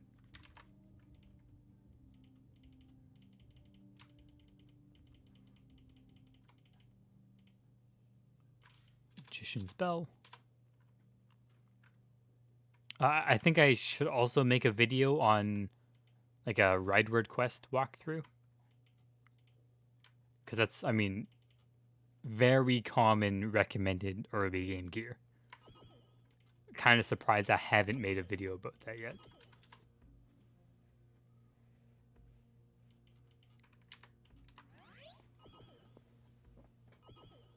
Okay, after the stream today, all right, I think I'll do this after this run, and then we'll end. But I made a video on the pet system, so like the capturing chances, some of the more common pets and such.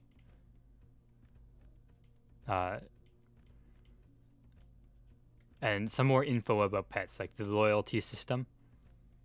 I have a video explaining a bunch of that stuff. Touching the bell, you go straight to Varmunt's mansion. If you get the bell, yes. You can use this every 20 minutes.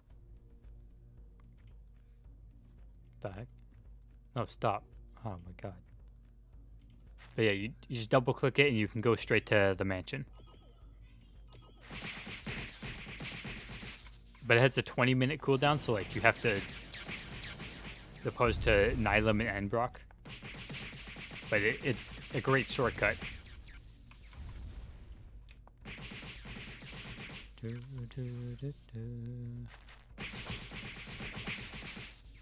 Now, why are you going to Einbrock every time? He gives you a free bell.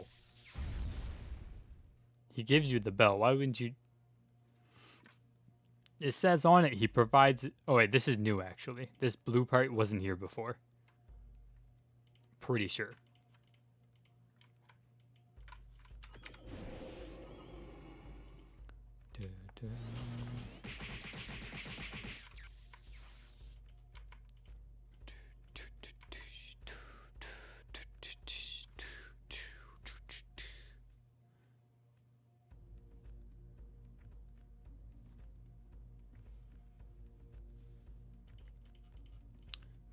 Wait, did I not kill them?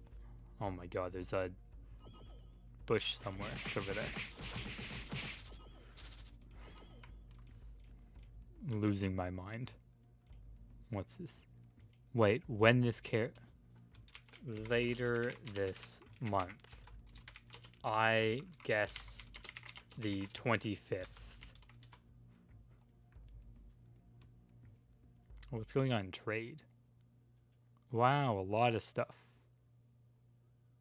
What's a blue pencil in mouth? What? Item info.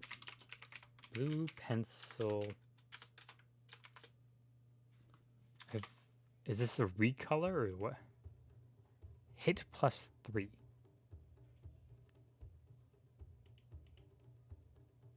This one's just a costume. Wait, it sticks out? What?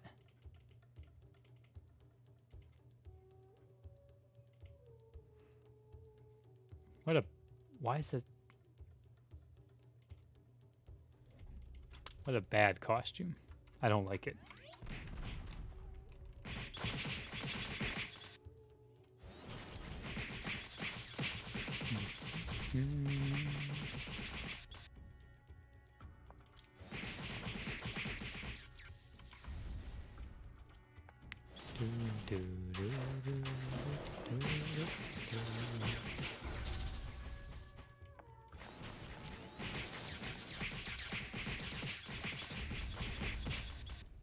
I saw this guy hide here.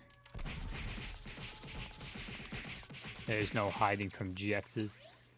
I guess soloing this instance with a class that doesn't have detection skill probably be a pain, because you'd have to just wait for the Rafflesia to reveal itself. Though I guess most classes that don't have revealing skill or detection skills would probably be soloing this. But even then, I think most skills have one. Do Rune Knights have a detection skill that reveals hidden enemies?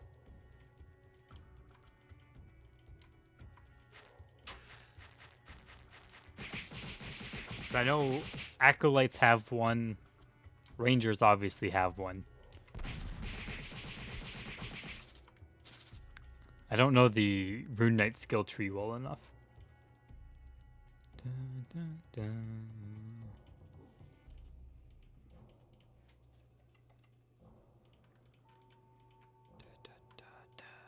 Da, da, da, da. 2 more areas. Reactivate activator.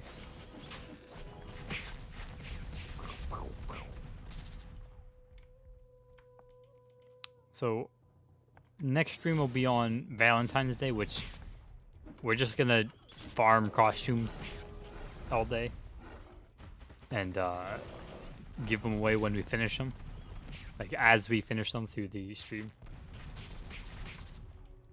Then the stream after that, we'll do the storyline quests on Rebel.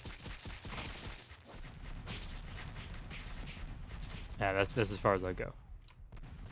Or as far as I'll plan ahead.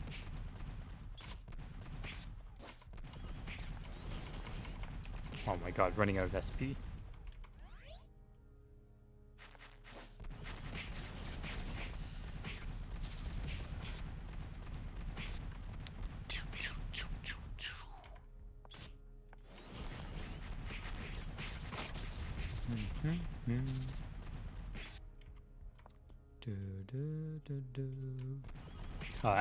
I also recorded the...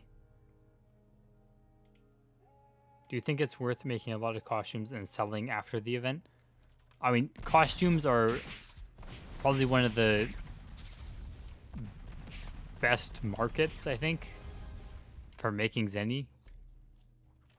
Because over time, costumes, like seasonal costumes especially, they gain value because, you know, they can't be made anymore.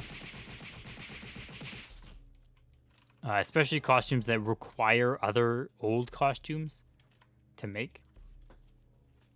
So, like, you need fluttering angel wings to make the new fallen angel wings. And you need them to make the Michael's fluttering wings and someone else's whatever. Like, or like glowing halo, you need to make Seraphim's flight. So you need old costumes, which will have higher value that are seasonal. So like their prices go up, and then around this time, and then after this time they'll go back down. But like during the season is when the costume's the lowest price. So like if people can make the costume will be worth a lot less. But I do think future investments, like if you make a bunch of Valentine's costumes now, and then you sell them like 4 months later, you can sell them for like a lot more because they're limited. Jeez, you wish you can watch on Valentine's Day? Unfortunate. Maybe depending on how many costumes are made, or if like there's easier ones, I may make more than one of them. In that case, we'll do the same thing with as we did with Christmas costumes. And basically, I had one for on-stream giveaway and then one as the Discord giveaway. So the on-stream one was like given away directly on stream, and you had to be there to claim it. And then the Discord one was just anyone in the Discord can enter, and it was like a week until it got given out. It depends on how many we farm, I think. You made a bunch of fluttering angel wings because you had the fallen one from Halloween. I made just the one. I think they're worth more now, like the fluttering. A lot of people made it when it came out, so it dropped a lot. I think they were like 30 or 40 million, which is pretty low. But I don't know what they are at now. But I assume higher than 30, 40.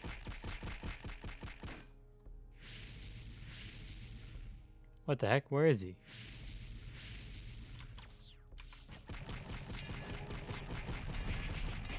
There we go. His value has doubled. That's pretty good.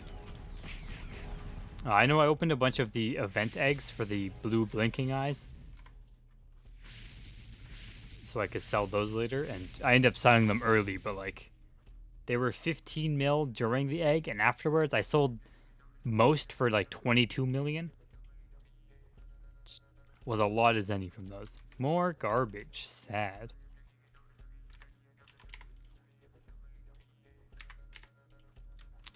Well, you sold as you made them back then because you needed the Zenny. That's fair. I think selling some as you go is fine. But like stockpiling a couple for future to make the extra Zenny is pretty good.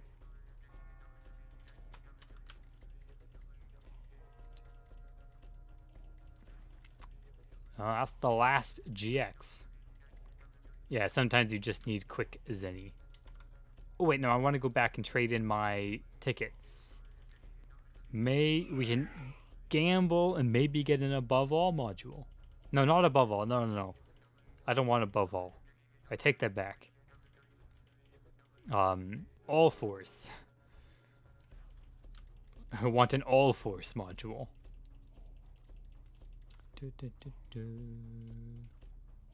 I think I have enough for 2 rolls.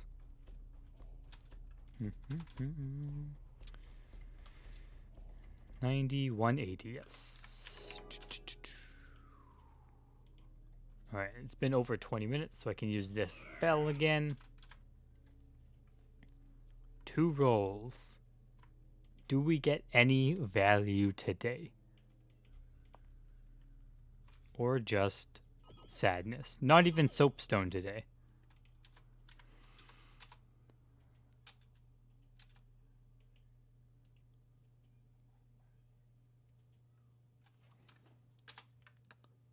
Powerful.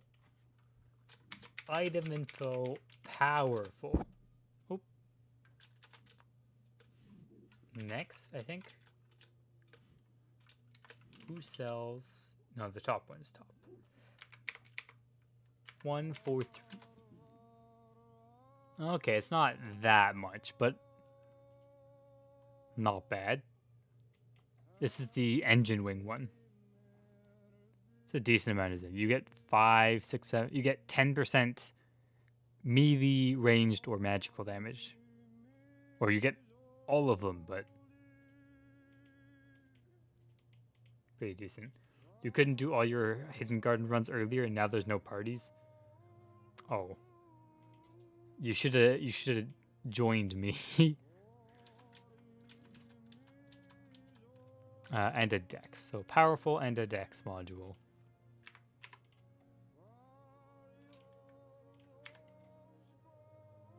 Bam.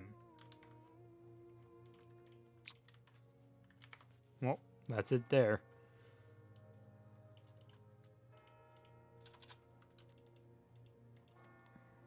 I got a useful module at least.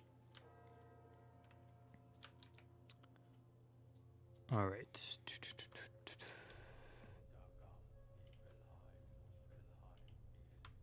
Well, that is it.